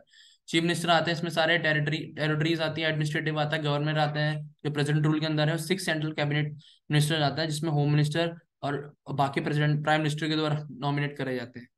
समझे? अब आता है आपका तीसरा पब्लिक एक्ट्स एंड रिकॉर्ड। मतलब बेसिकली इसमें बोला गया है कोई भी पब्लिक एक्ट, कोई भी रिकॉर्ड, जुडिशियल प्रोसीडिंग, उसको पूरे देश में मान्यता दी जाएगी। अगर दिल्ली का हाईकोर्ट कुछ कह रहा है तो उसे राजस्थान के हाईकोर्ट को भी मानना पड़ेगा, उसे हिमाचल के भी हाईकोर्ट को मानना पड़ेगा, उसको उत्तराखंड के हाईकोर्ट को भी मानना पड़ेगा। चाहे वो कोई भी पब्लिक एक्ट हो, चाहे वो किसी केस की रिकॉर्डिंग हो या किसी उसकी जुडिशियल प्रोसीडिंग हो। बेसिकली सिंपल क्लियर कट शब्दों में ये चीज बोली गई है। आप डिसरिस्पेक्ट नहीं कर सकते किसी के एक्ट, रिकॉर्ड या जुडिशियल प्रोसीडिंग की। ठीक है? इसी को बोलते हैं इंटरस्टेट। अब समझे? आपस में कोऑर्डिनेशन। समझे? ये है क्लियर एंड कट शब्दों में। एंड लास्ट आपका आता है interstate trade and commerce. Interstate trade and commerce कैसे होता है? ट्रेड व्यापार कैसे होता है? यह आता है आपका आर्टिकल 101 से 307 में, पार्ट 13 में कॉन्स्टिट्यूशन के। ठीक है? जिसमें आपका 103 बोलता है ट्रेड और commerce intercourse through out the territory India shall be free. ठीक है? 200 में 302 में आता है power of parliament, parliament restriction कर सकते हैं ट्रेड और कॉमर्स और इंटरकोर्स पे। 303 आर्टिकल बोलता है restriction on the legislative power of the union, की लेजिस्लेटिव पावर पे रिस्ट्रिक्शन लगा सकता है and the state regard to trade and commerce. ठीक है? 4 बोलता है restriction on trade commerce intercourse among the states, लगा सकता है। 5वां saving of existing laws and laws providing for the state monopolies. 306 बोलता है power of certain state part B of the first schedule impose restriction on the trade and commerce. 307 appointment of authority for carry out the purpose of article 301 से 304 तक। समझे? अब तुम्हें इनको याद ही करना पड़ेगा गाइस, देखो। समझे? फिर एक होती है जोनल काउंसिल बनाई जाती है, जो स्टेट्स की छोटी जोनल बॉडीज होती है। ठीक है? इसका जो हेड होता है वो होता है होम मिनिस्टर, चीफ मिनिस्टर के अंदर आता है। जोनल वाइज उनकी उनकी रोटेशन होती रहती है, वो उसके वाइस प्रेसिडेंट बनते रहते हैं। 2 मिनिस्टर होते हैं स्टेट से, और एडमिनिस्ट्रेटर होते हैं यूनियन टेरिटरीज के। 5 जोन में डिवाइड है, नॉर्थ, सेंट्रल, ईस्टर्न, वेस्टर्न और साउथर्न। ठीक है? As simple is that. और आई होप आप लोगों को मजा आया होगा यार। अगर थोड़ी प्रॉब्लम हुई तो उसके लिए सॉरी, क्योंकि मेरा थोड़ा गला खराब है। ठीक है? मैं भी रिकवरी कर रहा हूँ, सॉरी फॉर दैट। ठीक है? बाकी मिलता है आप लोगों से नेक्स्ट क्लास को। तब तक के लिए सबको जय हिंद, ध्यान रखो और पढ़ते रहो। ठीक है? Bye. I hope you like it.